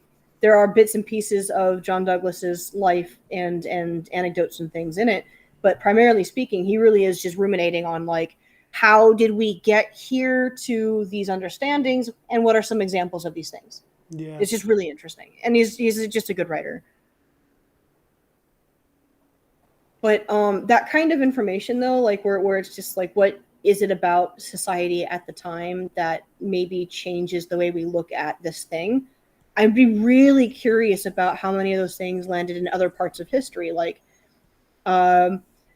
is the reason why they wanted to eat the gladiators actually because of, obviously this is a bad example because it surely had to have been, because of the fact they didn't have any food? Or is it because they were like, yes, I could be strong too, this man is strong, I can be strong, let's eat it? And there's a cultural thing, they believed in this thing. Yeah, that's interesting. Yeah, because it's like people's perspectives change so much over time that it's like our I mean, like one of the things reading history that I've learned a lot about is how our conception of war is so different than the way people thought about it like 1,000 years ago. Like it's complete, and like whenever I see, because I saw that movie with Timothée Chalamet, The King. I don't know if you saw it, where he plays King Henry. I did not see it yet, but it looked good. It's a solid movie. It's really great soundtrack, great performances. I think the writing is pretty good. Overall, I've seen it a few times. I really like it, and I also, because I'm a sucker for Dark Age stuff, I just think it's cool as hell. But one of the criticisms from historians was that they in an effort to turn Henry into this like pretty conventional leading man, this hero, he's like trying really hard to avoid war with France. And like, no, I wouldn't. Yeah, as a display of him being this moral king, he's like, I'm not going to just go on, for no reason, needlessly into a combat, situation and risk lives and all that. It's like, that's not the way people thought about war back then. They were like, people would be like, oh shit, a chance to fight a war. That's a chance for us to earn money, stop paying taxes to an old adversary. Men would get excited about going to war sometimes because they'd be like, oh, this is a chance to like earn money as an archer, especially if you were a common soldier, you're like a farmer and you get called in to fight. Like, that's a chance to get the spoils of victory and bring it home to your kids and all. It's just like people were not thinking that way, where they were like, oh, the carnage. Like, even the practices during war, like knightly culture, was really interesting. Like, and by knightly I mean knights with a K for those uninitiated in the chat. Nightly. You gotta say it like proper, and that way you know the difference. Yeah, I have to. It's not nightly, it's nightly. Nightly. I have to do a cockney. That there was this whole thing where it was like war was like a rugby game to them, because it's like you would have, because like, we think of we have this conception of ourselves now as being more civilized because we, we're so much less brutal, and it was like not always the case. Like back then, they had this whole culture, like if you were in a duel with another knight and you defeated them, you would spare them, bring them in as a prisoner, and then allow the other army to buy them back. And also you would have entire battles where there were almost no one who died, because it was more like a rugby scrum where they would all get in the middle and like push. And so you would have battles that were decided based on that. You'd have battles that were decided based on like Robert the Bruce of Scotland was famous for going in and challenging the leader of the opposing army to single combat so that he would avoid having to like fight that much. Like, he didn't want to lose any men. I love that. It's pretty badass. That's cool. And he actually won twice on 2 occasions. Isn't that crazy? That is excellent. Yeah, that's so good. It's so badass. And like, I read about his life. He was like known as like, because most kings, weren't necessarily like great warriors, because it's like, mostly you have other people fighting for you. But he was a king who was like, he loved it. He was kind of like a boxer. Like, he would get up every morning, he would put on a full suit of armor, and then he would run a mile in it. That's awesome. And then he would like take a ladder, they said, and he would, how you turn a ladder up, he would like lean a ladder up against the side of his castle, and he would climb up the bottom of the ladder, like doing pull-ups, like in his armor, like to Yo. He was a total Chad. That's cool. Yeah, I wanted to do something about him, but because it was like, oh, that's such a bad. Yeah, he basically twice challenged another opposing general and like did a duel with him, and like in one case he killed him, in another case he defeated him and then like let him go. But it ended up being like the battle was solved because of that, and because he won twice. After that, nobody else wanted to do it. Everybody was like, I'm not gonna fight Robert. He just kicked that guy's ass. What do you think I'm gonna be next? Like, fuck off, Oh, jeez. But it's pretty cool. That's the kind, and it's like, so it just changed my conception, because I think of everything as being super brutal, and people didn't care about life back then, and they, Yeah. And it's like people were actually just as sentimental about their children and everything now. People love their kids, which makes it really heartbreaking when you think about how many kids didn't survive winters, and it's like, there's like journals of people from the Middle Ages being like, my wife, after my son died of a fever, she wouldn't leave her room for days, and like, or for months or whatever. It's just like, because we have this conception of like, oh yeah, well, people back then died so much that you would have like 5 kids and be like, oh, I guess I'm going to lose a bunch, whatever, All right, Georgie, it's your turn. You're going to make it through the clocks this season. How much would you charge to talk like that for an entire stream? Oh man, I would need to practice. Like, what would I have to give you? What would you need from me? I don't know. I have to think about that. That might just be beer money, honestly. As long as I can just keep at it. Yeah, Johnny, it's called. I didn't make it last time, and now Susie's next. I'll just keep like the problem is I'll keep bringing it back down to sounding like uh it's hard to You describe. sound like the I can't Monty keep an accent for Pythons. long. Sorry, I mean to cut you Yeah, off. exactly. What's With a king? yeah, yeah. Oh, we're just simple dirt farmers. The Oh man. Monty Python crew, whenever they do like they try to do the voices of women, they're always like, "Oh yes," it's always this like ridiculous, silly accent or tone of voice rather. Yeah, it's great. You've seen The Life of Brian, right? I've actually never seen it. I've Oh, dude, it's worth your time. Okay. Do you know the premise? no, no, I know nothing about it. Uh, But people have been recommending it to me for like 10 years, and I'm just being an asshole okay. by not watching it. It's Brian is somehow, and I can't remember how, mistaken for the prophet rather than Jesus, and so he's just trying to convince him, no, no, I'm not though. I'm really not. I'm just trying to, Hmm. get through the town and do my thing. But he's being chased down by people. There he is. Prophesize. That's really We funny. just wanted to give you our love, my lord. And just like these Romans. I would watch that. That sounds great. It's fun.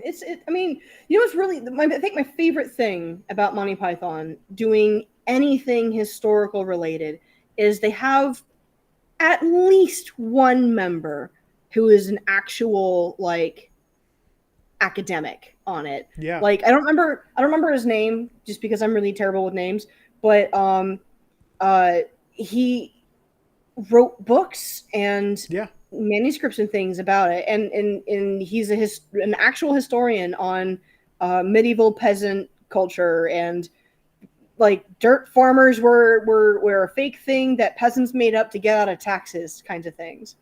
Like Oh, they, that's they cool. had they had bright pigments and did not just wear brown. They had yellows and reds and blues and other things, and like Yeah, it's I just so cool. I know who you're talking about. I've actually watched a bunch of his stuff. He has a bunch of like stuff that's free on YouTube now where he talks about medieval history. There's one where he actually gets permission to go into this like ancient museum and look at this like actual handwritten manuscript from like 1200 years ago. And he's like Dude, sitting in front of it, like turning the pages like super carefully. It's like a that's beautiful. yeah, and he's just like, holy shit, like he can't believe how beautiful it is, and he's just trying not to fuck it up. But yeah, no, he's I forgot his name, but yeah, he has a whole documentary where about dispelling myths of the old world, and one of them was that Oh, was I which gotta look that up. it sounds like you might have actually already seen it because you're quoting it exactly. Where he talks about the colors, and that was the first time that I was introduced to this idea about the Middle Ages being much more colorful than I had been led to believe, and that really influenced me because, as you know, as I have talked about, on here and with you as a friend, that like one of my goals in life. I mean, I want to do that King Arthur graphic novel, and like a big part of that. A big part of the joy of like drawing that has been like, oh yeah, I get to like give people a version of the Dark Ages they're not really seeing as much in culture Mm. because everything is always like even the movie The King. I liked it, but like everybody's in gray and black and it's dour and Good farmers. yeah, yeah. Everybody looks like they're like a Game of Thrones, like the Lannisters or something. And it's like in reality, those people wearing like big checkered blue, red striped things, and everybody's like, you know, if you were a king, you were dressed in like gold, crazy, opulent stuff, and it's like I would love to see someone actually represent that accurately. I mean, people have before, but it's just like hard to come across in movies now because everybody's kind of infected with that Christopher Nolan thing of like, Yeah. um, as much as I like him. Did you see that? Did you see his latest one? Did you see Oppenheimer?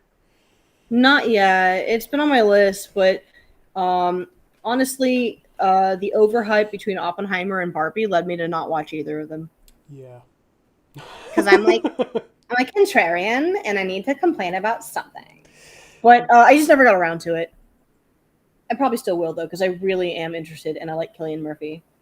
It's really good, and there's a lot of Cillian Murphy in that Cillian Murphy. Let me tell you. Oh, good, good. Yeah, he's Um, it's a really I think it's a good movie. I think it's very talky and it's very long. I'm okay with that. I mean, like, I like his movies. Like, I liked Dunkirk, Me too. And I like the things that he's doing now that he's not doing superhero stuff. Mm-hmm. I think it's more interesting. That said, though, was he the one behind Sucker Punch? No, that's Was Zack Snyder. that Zack Snyder? We don't stand Zack Snyder. No, I'm not a big fan of his at all. I think he's an uh, idiot, honestly. I know that that's not. uh, I think Sucker Punch was kind of like eye-openingly bad to me as Yeah, like a developing narrative mind. yeah. Tell me I, what you it think. warrants rewatching.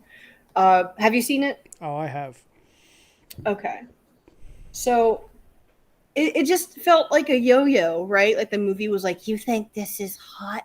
Well, fuck you. You're not allowed. Yeah, It's like the whole movie is just that. yeah, and it's really Are you a stupid. man? Fuck you. We don't like you. Yeah, that was a big These part of it. sexy women are empowered.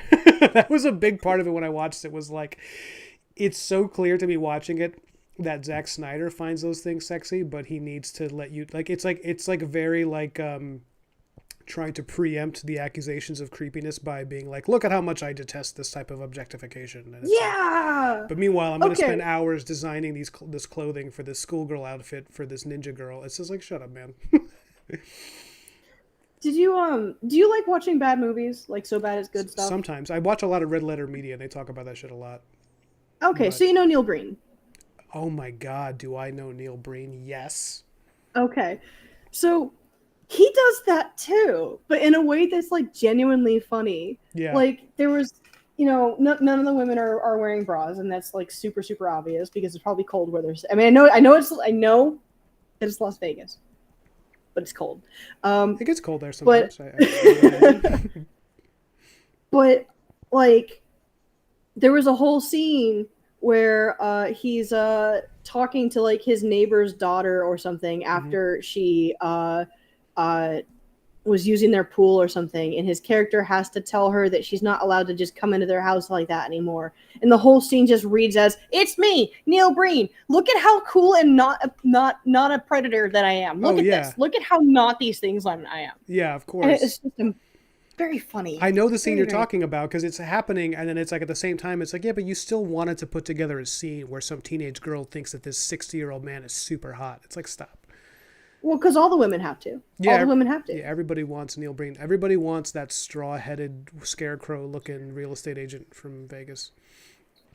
Sorry, that was mean. That was mean. I shouldn't have said that. He seems like actually a nice guy in his own He way. does seem like actually a nice guy in his own way, but he also has the face of a man who's in real estate. He does. Yeah. There's a kind of nondescript Yeah. It's an quality. aura. It's an aura. Yeah, but yeah, there's a thing when guys do that where they're like trying to I think the way I've thought of it in the past is like when you see a movie where you're like, wow, this movie really hates men, and then you're like, oh, it's because the director is about to get outed.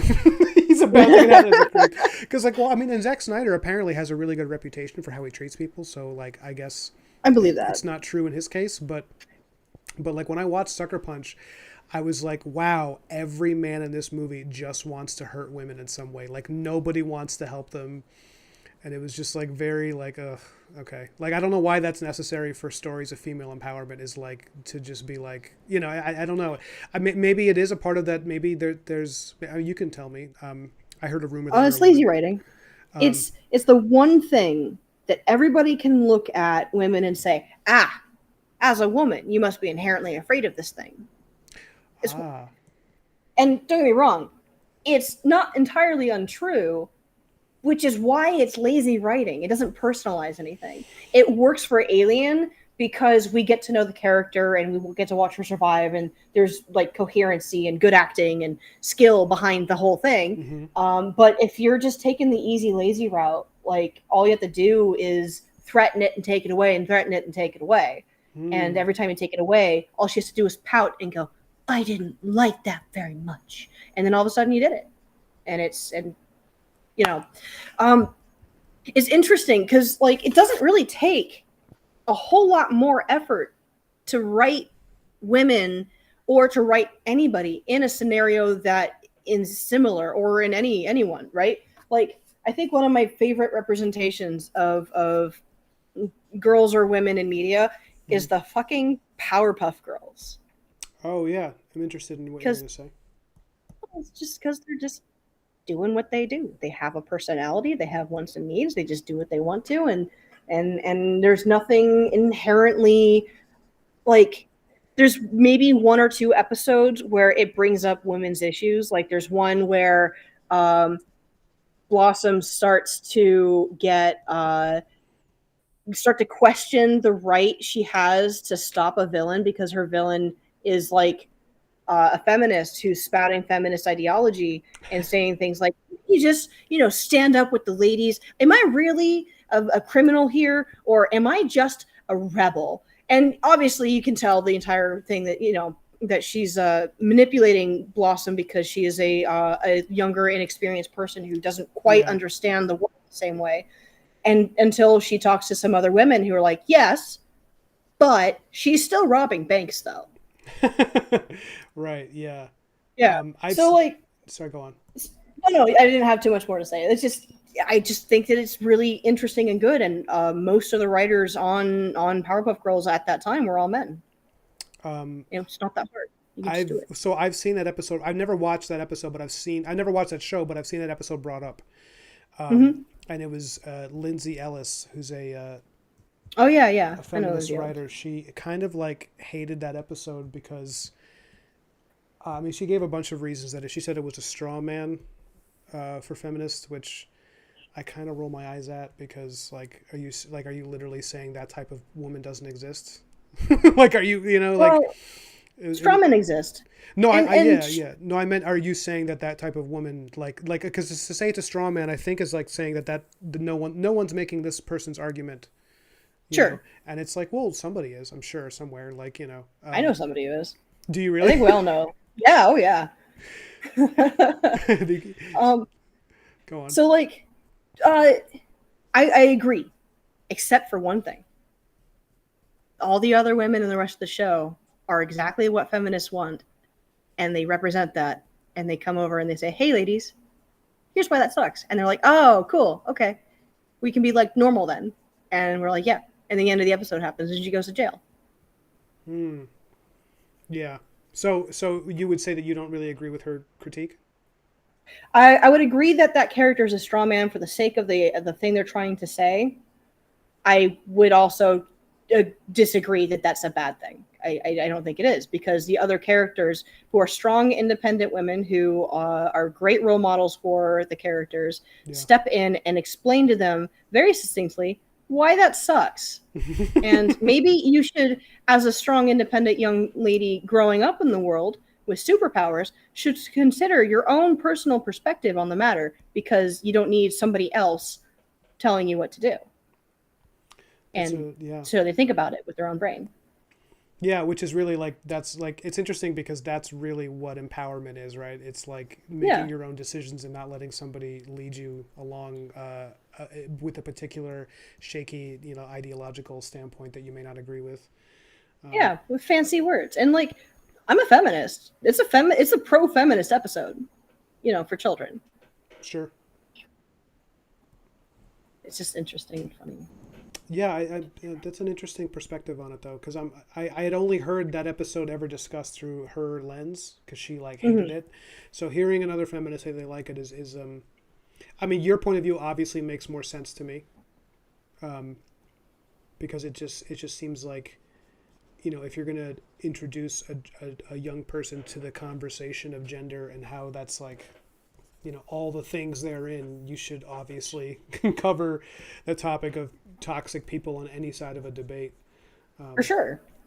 And they do it a lot too. Like, there's plenty of episodes where they get talked down to because they're girls Yeah, by men, yeah, of course. and how they step in and stand up for themselves. There's plenty of it. They were great role models written by men. I wonder the people who made it. What are they doing now? Like, are they still making the Craig cartoons? So Gendy Tartakovsky, Gen, and I keep wanting to say Tchaikovsky because it's wrong. Tartakovsky. He's been doing some stuff with his own studio and his own works. He's been working on Primal, which is coming up with a I new didn't know season that very was soon. him. I'm so excited. I love Primal. So good. And yes, Edgar, you're right. Women cool. Women very cool. Thank you. I did We have not an ally know. in the chat, guys. I did not know that Tartakovsky got his start there because I've seen Primal. It's amazing. Yeah, he started in Cartoon Network with Craig McCracken, who was the creator of Powerpuff Girls, and he has had a few shows here and there over the years. Like Wander Over Yonder was one of his. He had a Netflix original called I think it's Kid Cosmic, and it was really cute. Um, and he was recently saying that he now has a hand in the upcoming reboot of Powerpuff Girls, and I'm interested to see how that goes.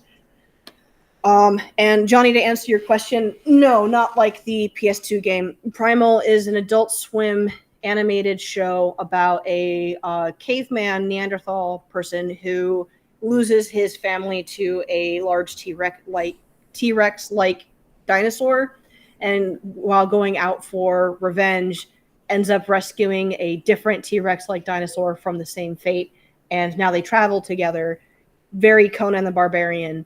Yeah. No talking. There's no It's talking. literally like pre-speech human with animal going on prehistoric adventures and like it's the same guy who did isn't it the same guy who did Samurai Jack? Yes. Yeah, Yeah. so if you've seen It's Samurai got all Jack, the same vibe. it's a very like that very simple story setup of each episode that usually leads to some incredibly beautiful and beautifully animated action sequences and It's you know violent as hell. it is. I love it.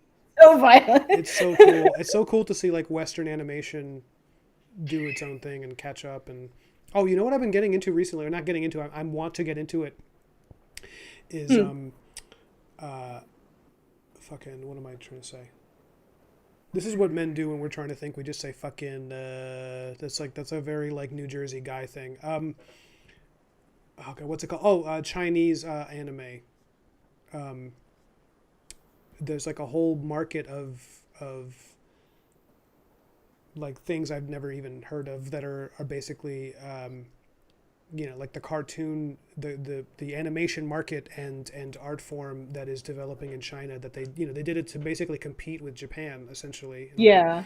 And I forgot what it's called. It has an I want to say banh mi, but it's something like that. It's like It's not manhwa, right? Because I think that's Korean comics. it's close. You're close. It's something like that. But Uh, I saw a video on it where this guy was analyzing it. He's like, some amazing animation is coming out of China right now. Like China's starting to really compete. You know. yeah, they've been really growing their and they've been growing their animation industry for a few years now. Yeah. Um, it kind of helps that they've been opening up their entertainment, like, oh, Donghua, Donghua, Donghua. Donghua. That sounds good. That sounds right. It could be. I know I'm butchering it. But so they recently in the last 10 years have been loosening up their entertainment kind of rules and protocols and things. It's partly why there's been a major shift in the way that films are made in the United States now because they need to be able to make it appropriate for a Chinese market as Oh well, which yeah. is really fascinating. Um, but the with along with that, there has been a growing animation studio like industry out there, Mm-hmm. and it's been getting more and more popularized. And it's really some of it's gorgeous work. Yeah. Um, I think a lot of times they tend to prioritize pretty over function, but I've not watched any of them far enough to know if they're any like good or bad. Yeah. There's a yeah. There was like one that I saw that I thought was like, wow, this is some of the most beautiful animation I've ever seen. And I was like, I wonder what the cost of human suffering might have been as far as like, because Japan already has a reputation for Oh like the yeah, way they treat their it's pretty animes. bad. I can't imagine it's better in China as far as like, the way that they treat their citizens. um, Sure, but yeah, but at the same time, look at how damn pretty that is. Like it sure is pretty. yeah. There's one. that was like it was like a short movie that was basically just like a glimpse into the ancient Chinese mythology, and it was like gods and goddesses battling, and it blew my mind. I couldn't believe how pretty it was. Yeah, so I'm Well, kind of curious where I can watch it. You know. I know that some of them have made it to Netflix, Okay. but I think that's the extent of my knowledge on that.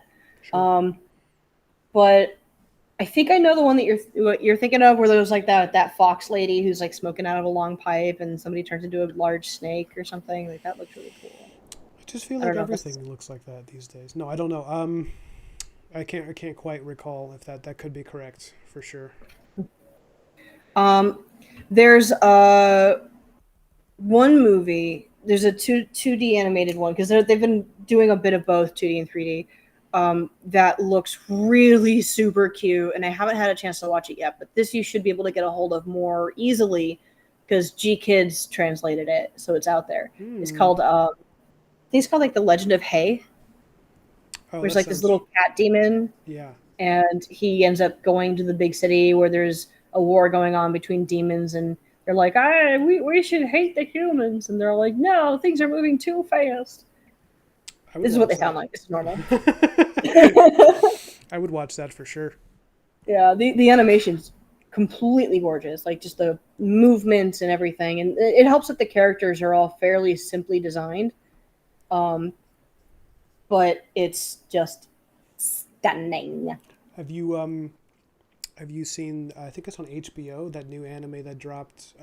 It's or new to me. I don't know. Maybe it's been there a little while, but it was Junji Ito. Uh, Uzumaki. is that the one? Yeah, about the spirals. Yeah. Have you seen it? Oh No. my god, it is. I only seen the first episode. I can't wait to watch the rest. I don't even usually like watching like Japanese horror, Yeah. but holy shit, it is. It is so good. It was like It's eerie. my fiance liked it. She doesn't even like horror, but she was blown away by the art, and it's just There's keep me posted. I'm really interested in what you think. I've not gotten around to watching it myself yet, mostly just because I've been kind of preoccupied and I've sure. not been going through a lot of series. Um, but uh, there's a point where their budget drops because midway through production there was a major Oh, shift with people in charge, and therefore their budget took a hit too, because there were some differing opinions. oh no. And I think Uzumaki might be like his best work, and if you haven't read it yet, it's worth your time. I've read some of the manga. Yeah, I do think it's really good. I have the omnibus for Tommy. I think that one is overrated. Which one is that? That's the one with the pretty teenage girl who, whenever you take a photo of her, it's actually really hideous and terrifying. And it's just a group of, or an anthology of stories about her. And I don't know. You can only see her blank stare so many times before it just feels like the same thing. Yeah, But Uzumaki, I thought, was really fascinating and kind of weird and different. and genuinely kind of upsetting. Like the imagery of it was really. Yeah, yeah, it's ooky. It's a little weird. It's I think one of the only things I've seen able to visually convey something I would describe as being Lovecraftian and do a good job of it Yes. without just being an octopus. Yeah, without just being like, look, Cthulhu. Look, everybody, it's tentacles.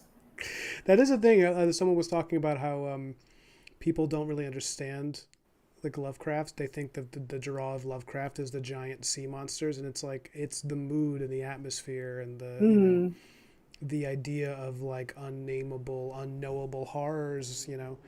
People are just yeah, like, oh no, it's because the idea of a giant sea monster that like walks is cool to people. No, it's yeah. I really liked. I'm almost dreading watching the rest now, knowing that the budget's going to drop. But the animation, what's really cool about it is I don't know if you've seen any of it, but the animation style from that first episode is mhm. it's literally the manga, like the same line work, the really beautiful Yeah, line work in motion, which is like that must be so expensive to do. Like it's got to be I'm crazy sure. expensive. Well, like they have this like eerie slowness too with everything, and Hmm. they keep all the little lines in their hair and things, so somebody has to like put that together in like 60 FPS. Oh Like, my god, oh, that's so crazy. oh, that's Yeah, probably like their Eva still. yeah. I mean, I've every time I see like animators in Japan working, I just like it's always like a windowless room. Have you Yeah, seen the these people offices? in Like sunlight. yeah. Yeah. Oh man. I hope I'm wrong. I hope that that's not a fair representation because it just is so often you see manga and anime artists and it's like a guy sitting in a room with no windows and like no music playing. It's just him at a desk. And like in some cases he's wearing a mask because he had a cold and he doesn't want to get everybody else sick because there's no windows. So he's like speaking Japanese being like, "Yes, I've been sick, but I must finish this painting of this background shot that will be in this cartoon for like 5 seconds tops." But My understanding is that that's unfortunately not completely inaccurate, yeah. but I don't know. Maybe there's a shift going on. There was they're kind of going through a parallel work uh shift in culture that we are, and I'm really curious how that's going to go for them. I'm not like an expert, like I said earlier. I've never actually been to Japan, but Yeah, no, I'm like I curious what you occasionally come mean. across articles and things.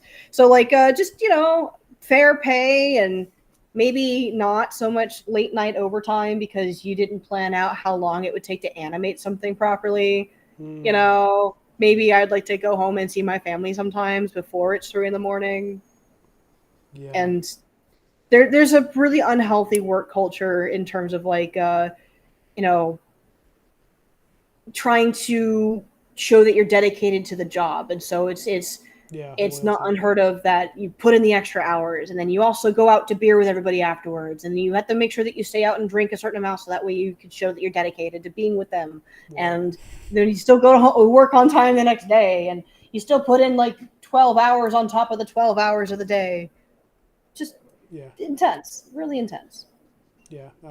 It's funny because we're very vocal about that here. Um, it does feel like, I mean, so are you saying that the culture, that this is the work culture changing in general in Japan, or is it just in the animation industry? From what I have heard, and again, just a few articles here and there, a bit of both. Because if it is changing the work culture, I feel like some of that might be a response to the, and this is just me speculating, might be a cultural response to the growing population problem that they're dealing with, or rather the not growing population. That their population isn't. I mean, here too, but I think it's been happening a little longer over there. That their population is in Yeah, like total free fall. it's going to take a long time for them to bounce back. Yeah. Yeah, because it's just like there's not a lot of people like hooking up, making babies. It's like people are either stressed out from work or there's a little bit of an incel culture. Um, Hmm. Maybe not even a little bit, but there's just like a culture of people just not connecting socially, and it's like that's probably what happens when you work people to the effing bone. You just like kill their drive to like find a partner. You know, there's a big Yep. loneliness epidemic. I think is how they would put it, probably. I actually think that is how they put it. There was such a campaign for this. There was an anime that came out a few years ago. So the previous prime minister of Japan Hmm. was Shinzo Abe. I think he was assassinated somewhat recently. Oh Um, wow. but there was a bit of a meme going on because there were so many anime coming out where like the way that you fix the problem in the story was to have babies about it, and it was just really strange. Like the only example I can really think of is there's an anime called the Darling and the Franks or something like that, Hmm. where it's post-apocalyptic. It is definitely not Evangelion, guys. We swear. But there's a giant robot, and two people have to ride inside of it Pacific Rim style at the same time, and it's a girl and a boy, and they hate each other. But in order to work together, they have to like each other, and also now they're married and they want to have children. So Wow. that's like an important plot point. And so it kind of turned into this joke that was like, we see you, Mr. Abe, your propaganda trying to get us. What this? You're right, but you caught it. Cut on. I mean, usually I'm opposed to propaganda, but if my country was in like a total population free fall, I'd probably be sending out PSAs to make babies too. I'd be like, hey, can you guys, we need someone to replace us at some point, you know. But also, there's probably a lot of people that really do want to start a family, and they're just like, burdened or overworked, or, you know.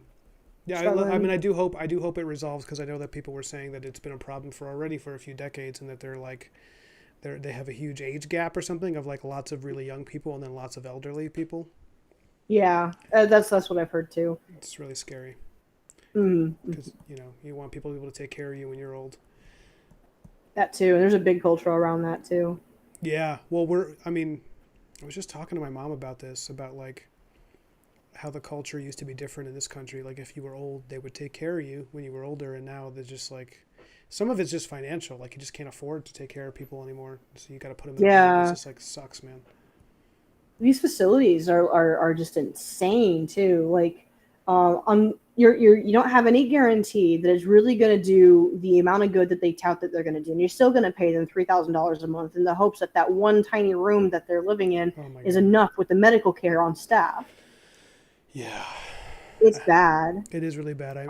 They went there on the holidays, because it was like different schedule. They went to visit my grandma, and there were like 50 people who were, needing care, and there were only 2 people on staff to like change their diapers. Oh man, it's like there's no way everybody's getting good care. Just like it's 2 people. They can't do all that.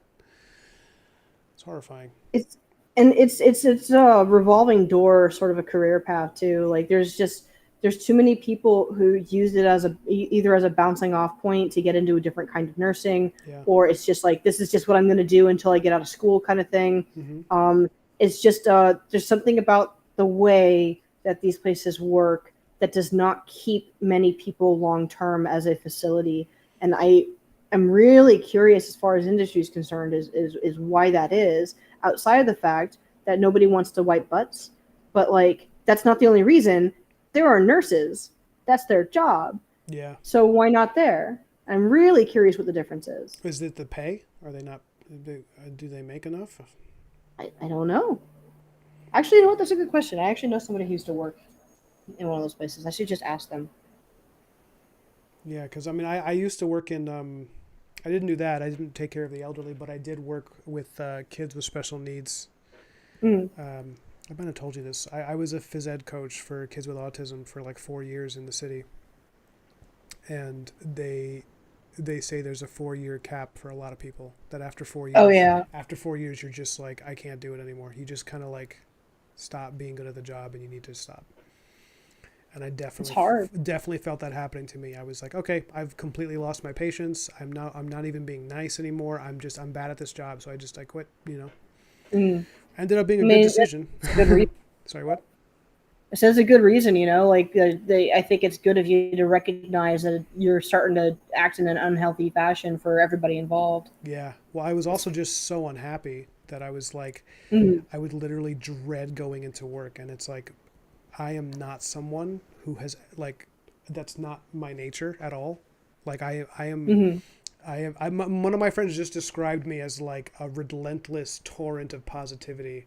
Like I'm just constantly, like I'm almost always in a good mood. Things are going to be awesome. I can't wait for this to happen. Like I'm just and I was just like, I don't get anxiety really. I'm not an anxious person. I'm usually really comfortable, and I was just like waking up every morning and being like, fuck, I really don't want to go back in there. I don't want to do it again. It's a hard job. It is. It's a super hard job. Not good at it. Like I thought, I mean, I'm a nice person. That makes me kind of okay at it. But I also, if you're a man in that industry, you are instantly put to work doing certain things, because most of the people working in that field were women.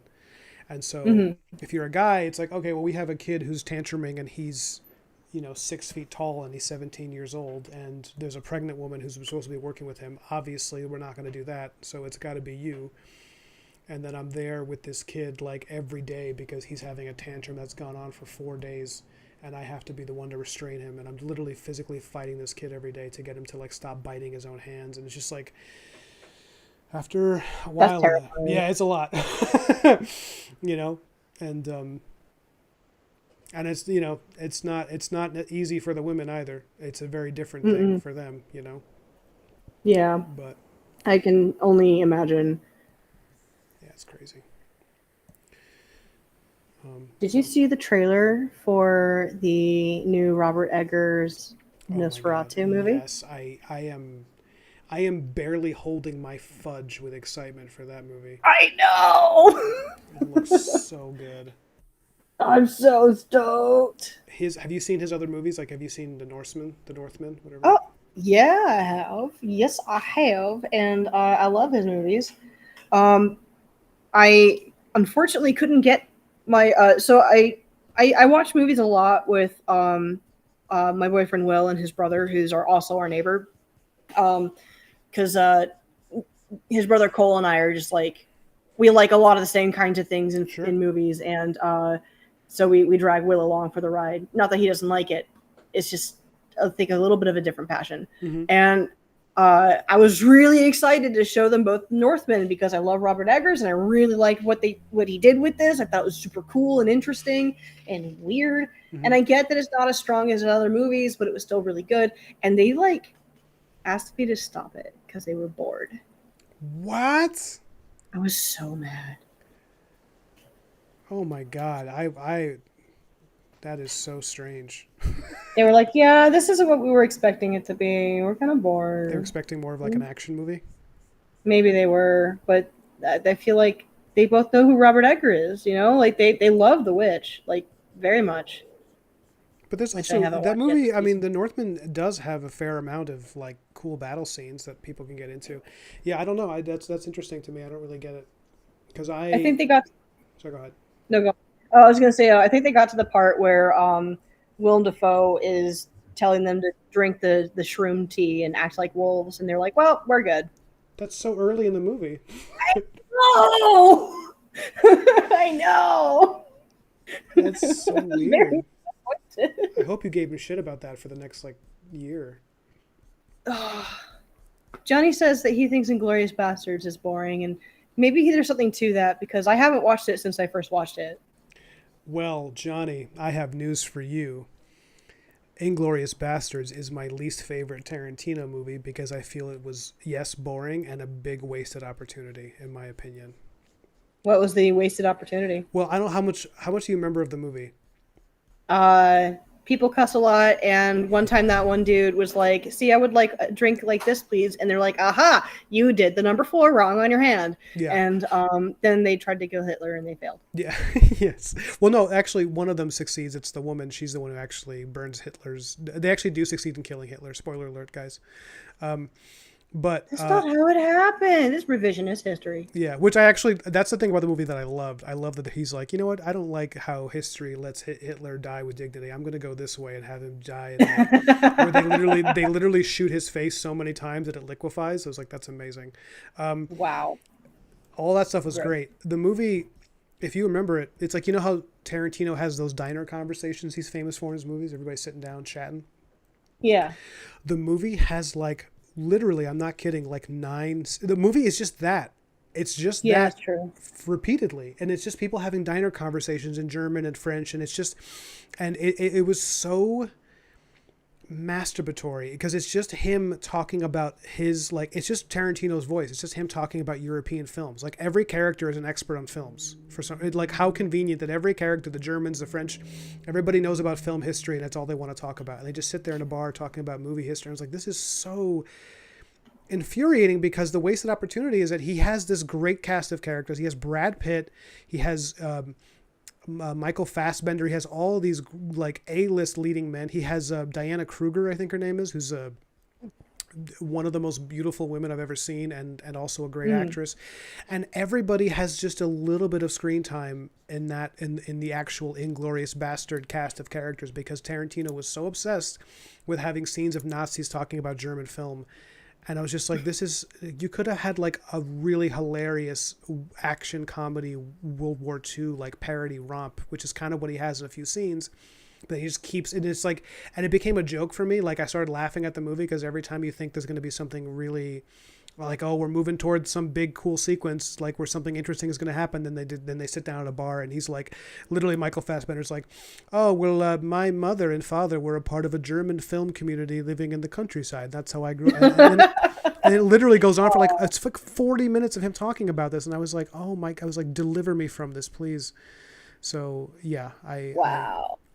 that's my unhinged rant about that movie. No, that checks out though. It kind of fits his ego perfectly. Yeah. After, you know, it's funny if you really want to, like, to anyone watching, if you really want to broaden your, like, or enhance your understanding of Tarantino and decide whether or not you actually like him, watch the movies that inspired him and you'll realize how much he straight up lifts from, like, from Sergio Leone. I'm gonna share a blasphemous opinion. Do it. Are you ready? Oh yeah, hit me. I can't wait. I don't like Kill Bill. Oh really? That's like the one of his that I actually like, Yeah, but I'm interested in your opinion. boring. Really? Yeah, I don't know. Like, I get this, like, this bombastic, like, highly choreographed, whatever, but, like, at the same time, I don't really care about this character. I don't know. Maybe it's time for a rewatch, but it just didn't grasp me. I felt like everything I'd seen in it, I had seen elsewhere done more interestingly. Hmm. When did you watch it? When it came out Uh, or after? no. I mean, I was a kid when it came out. Sure. Wait, when did it come out? I might have been like real little. Like I think 2001, 2002. So Maybe 2000. 2003, Okay. I would have been like 10, Yeah. maybe 11. So I no, like that you were watching it being like people have done this better. You're like 10 years old. no, I think the last time I watched it, I was in my early 20s. So it's definitely been like 10 years. But I don't know. I really like Reservoir Dogs, you Hmm. know. I really liked oh god, I'm blanking on the name. I do genuinely really like it though because I had Kurt Russell and they were in that Hateful Eight. Really liked the Never Hateful Eight. seen it. Um, it's gross, and so if that's a bother, then don't. But also, it's really good, and I liked it. Hmm. Um, it's kind of essentially a group of people are stuck inside this shop in the middle of nowhere um, while a storm goes through, and it's kind of like a stop. It's not just a storefront; like it's basically like you go there, you sit for a night, and then you leave. Hmm. Um, and everybody there knows the people who run the place. They've been going there for years. And Kurt Russell is coming up with this woman he has who is his bounty that he's taking to be arrested and then hanged. And Samuel L. Jackson is there, and they're old buddies going back, and everybody else is who's there is like picking up on the idea that the original owners of the store, who according to the worker there right now are out of town, might not be out of town, that they Mm. might be dead. And so it turns into this sort of mystery of like, A, who isn't who they're saying they are, and B, what actually happened though, and how does that connect with everything currently? It's just really good. That It's sounds very interesting. tense. Yeah. Yeah. I haven't watched it in a little while, but I don't know. Maybe it says something that I remember more about that than I did Kill Bill. I love Kurt Russell. Yeah, me too. Like I think he's one of the few people who, like, if I met him, I think I'd probably gush. Like I don't really get starstruck. Like I don't really care about Yeah. that. But he's someone who I just love the man. He just seems like a good guy. I think Mm. he's a total stud. I love his movies. Um, he's got a real dad energy that I appreciate. Like He he's does have a dadergy. dadergy. Yeah, Danergy? Yeah, yeah. absolutely. I always thought he would make a really good Pa Kent. He would. Yeah, I could see that. This is what a dork I am. Before I was even a professional comic artist, I wrote a script for like my Superman movie, or Oh, like good. my pitch, and I kind of wrote with him in mind as Pa Kent, and I wrote him as like if Pa, like I'm modernizing a little bit, and Pa Kent was like a deadhead. Like he wore Hmm. Grateful Dead T-shirts and he had a beard. Like he was a little bit of an ex-hippie who was a farmer. Like that's a real person that exists, you know. He's a Lebowski. He's a little bit of a Lebowski, yeah, and like that would be. Oh, I love And that. then his wife would be kind of a like a really pretty like kind of former hippie chick with her gray hair and a braid, and they have their farm and like they have like a cute relationship. And I kept thinking about like, oh, those would be the people that raise Superman to be like a kind of chilled out dude, like it would be that. Yeah, I Um, love that. That's cute. it'll never get to Um, happen though, not anymore. well, I mean, you should just, what's his name? Byrne? Hang on, I have it right here. What's his first name? John Byrne? Paul Giamatti. The No, no, no, no, no. This is a comic book inker. Basically, he Byrne had done the inks for X-Men for a really, really long time. It is John Byrne, Oh, you're being John Byrne. and It's just spelled with a Y, but it's Byrne. Byrne. Yeah, yeah. Continue. Sorry. Yeah, yeah. Okay, yeah. No, you're correct. So he ended up making his own fan comic, and he penciled all of it, and it's got word bubbles and everything, and you can read it all right now. It was just all done. Um, of what though? Of Of X-Men. oh, It's X-Men Elsewhen. It's cool. a Because fan yeah, comic. I wanted to know because he also worked on Superman and he did a really good. He had an amazing Superman run in the '80s. Here, I'm gonna send it to you on Discord. But uh, I found it because it was apparently good inking practice. But then I got kind of lost in like he really penciled the absolute butt out of this. It doesn't need inking, um, but the thing is that like he had a fan idea, so he did it and he put it out there. So I don't know. It's pretty badass. Yeah, crazy. The thing that I'm realizing about myself is like, oh, if I want to do something like that, I'll just create my own adjacent thing and, change the names of characters and make it my own and then sell it. I'm just like um, at this point, What's I'm another just, word for super? Cool man. yeah, Cool man. exactly. That's the extent of my imagination for sure. Um, Hi, Kyle. is that Kyle Martin in my It chat sure is. as I live and breathe? Nemesis. Could be. He could be a nemesis. Okay. He doesn't quite Let's put out the see. nemesis energy. All right, so the lore's still developing then. Yeah, it is. We need to, we're gonna retro backwrite it at some point. All right. Kevin, what's your nemesis background? Like what brings you to fight Ryan on the cliffside at the edge of the ocean on this stormy day? Oh, also just a heads up, I gotta start getting ready for work kind of soon, so I'll be leaving in the next like 10 minutes. Yeah, I'm gonna end too because I'm getting extremely hungry, and I've been extremely hungry for a while, but I'm having a good time. We've had like a lot of people coming in and out, so even though Yeah. they're mostly lurkers.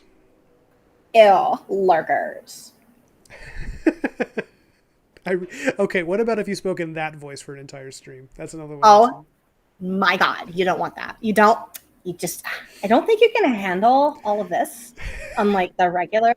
My own father will ask me to shut up if I talk like this for too long. My fiance was talking about someone she knew at a baby shower who actually spoke that way, like this super hard vocal fry. Oh And she gosh. sent me a text that was like, she's like, I am gonna scream. She was just like, I can't, because it was like exaggerated to the point where it was just like nauseating, and Gosh. it's pretty amazing. I was like, I kind of want to hear it. I was like, can you record it subtly? She's like, no, I can't get away with that. Oh man. It's an unfortunate skill that nobody really wants to hear for more than like a couple of minutes. Yeah. Um oh, Kyle, oh gosh, he's coming up. I can be an enemy or an ally. Choose wisely. Oh man, I don't even want to walk away from my computer. I need to back out of the room. I don't want to turn my back on him. The trust Kyle, issues begin. Kyle, how are you? How's work? How is everything? Kyle is like that stud who comes into town, and everybody's like, he's here. And I throw my bra at him, and then he just like, and then he's like, I gotta go. There's too much happening in the world. And he rides off on his Harley, and I chase after it, and I cry. And then he comes back like the next year, and everybody's like, don't give him your love again. His only love is for the road, Ryan. He's married to the open road and can take no other lovers. Well, I'm sorry, Ryan. I just can't settle down when there's so much wrong in this world. Exactly. And then he puts his fingers through his coif of like shiny black hair. Oh, Kyle, you're so rugged and cool. Kicks up his collar on his leather jacket, and he rides off. But I'm picturing Won't like you leave me something to remember me by? He gives me a dirty sock. There you go. And I just like smell it hard while he rides away. Just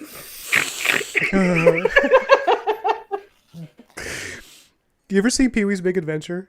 You must have seen you it. know what? I actually haven't. Oh my God, I think you would probably love it. It's one of the best Tim Burton movies. It's so funny. I don't know if you knew it was a Tim Burton movie, but it is. And it's I great. did. Yeah, that I did know. There's a scene It was where like the big break that he got. Where it was an that awkward was little like position he was in. one of the first movies where people were like, "This guy's pretty gifted," you know. But there's a great scene where Pee-wee befriends all these bikers at a bar after they're going to beat him up, and then he entertains them with a dance, and they're like, "You're the best," and then they give him his own motorcycle and a jacket as like an honorary member of this biker gang. And it's Cute. like everybody's like Pee-wee, Pee-wee, and it's this great comedic long shot of him riding off, where you watch him disappear into the distance, and you just watch him drive directly into a wooden sign and crash through it. And it's like wow, okay, that's a payoff. Yeah, and it's like perfectly comedic because it's like not even like a mic, like a record skip. It's just like no music, and they're watching him cheer, and the cheering just kind of fades when they see him crash into it, and it's just like you just kind of watch him not get up in the silence, and it's like in the middle of the desert. It's just like so brilliant. And it just cuts to the next scene with no explanation. But it's one of my it never fails to make me laugh because it looks very real the way he like struggles to handle the bike in the way that anybody would who's never ridden a Harley.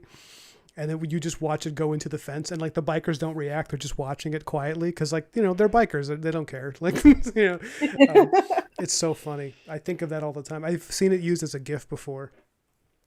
Brilliant. Yeah. I think. Do you think Pee-wee's Big Adventure is the reason why we have movies like Freddy Got Fingered? It's a great question.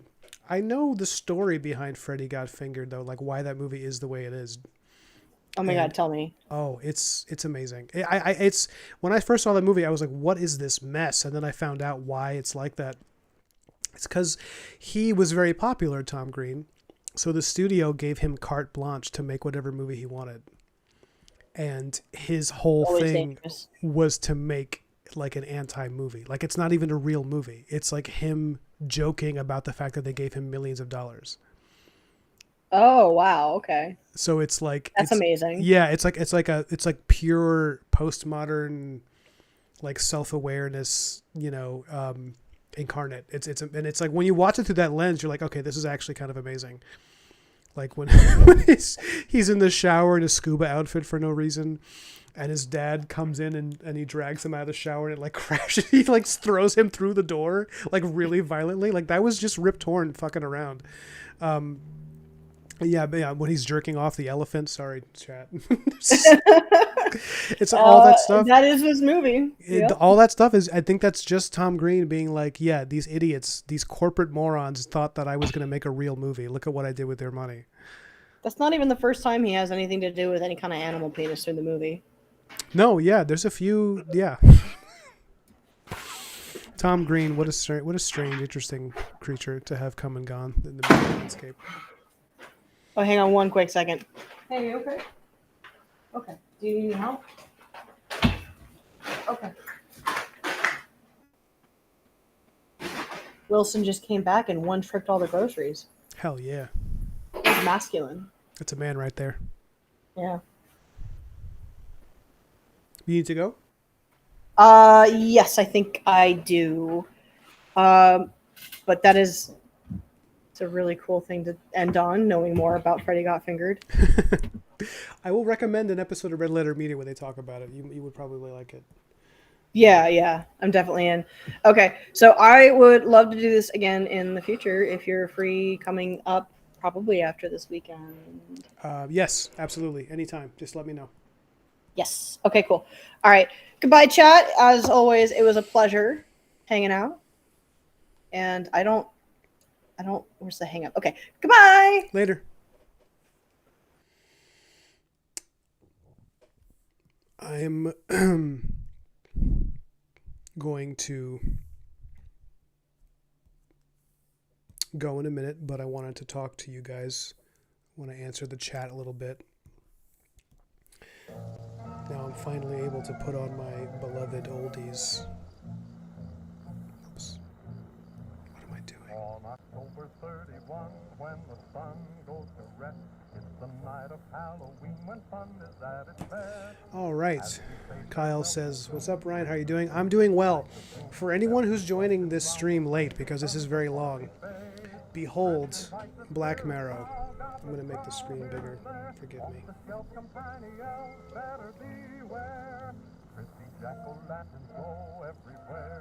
Here it is. My graphic novel, BLACKMARROW. It came out looking great. This is my proof, my print proof. And it's going to Kickstarter this month.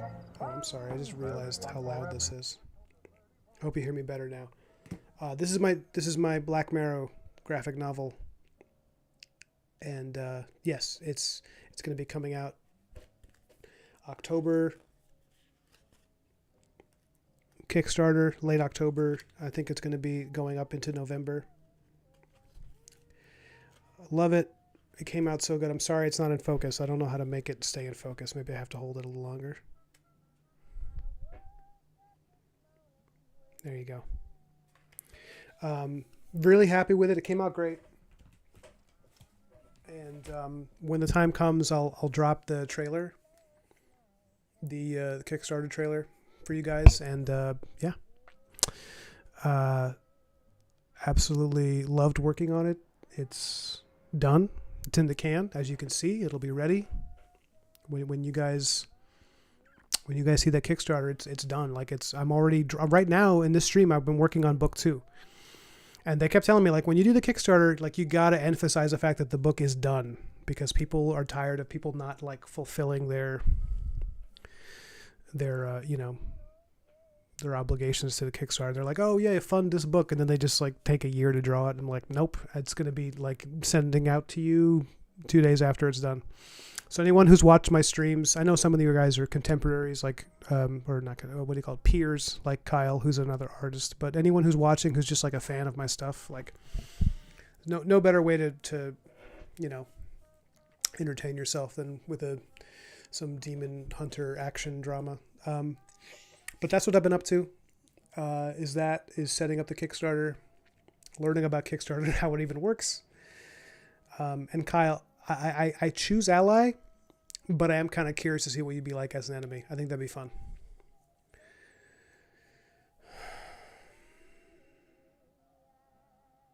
Oh, you don't know who that was? Oh, that was that was GrossGirl. That was Gigi.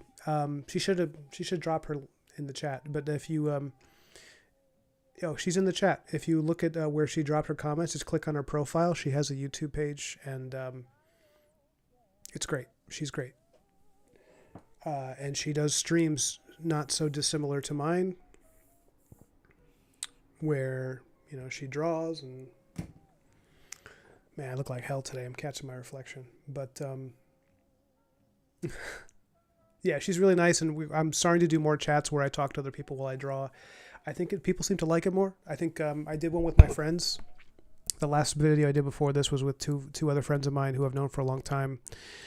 And it did really well relative to how, it actually got me to 1,000 subscribers, which I didn't have before. And yeah, I just like this type of content too. I like being able to chat and draw and, give it a podcast kind of feel. But yeah, you guessed it. Yeah, you guessed correctly.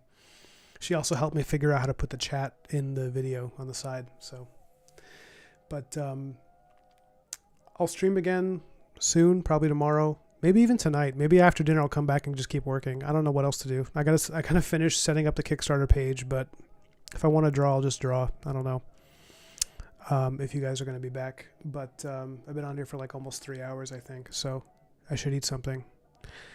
I love you guys. Thanks for showing up.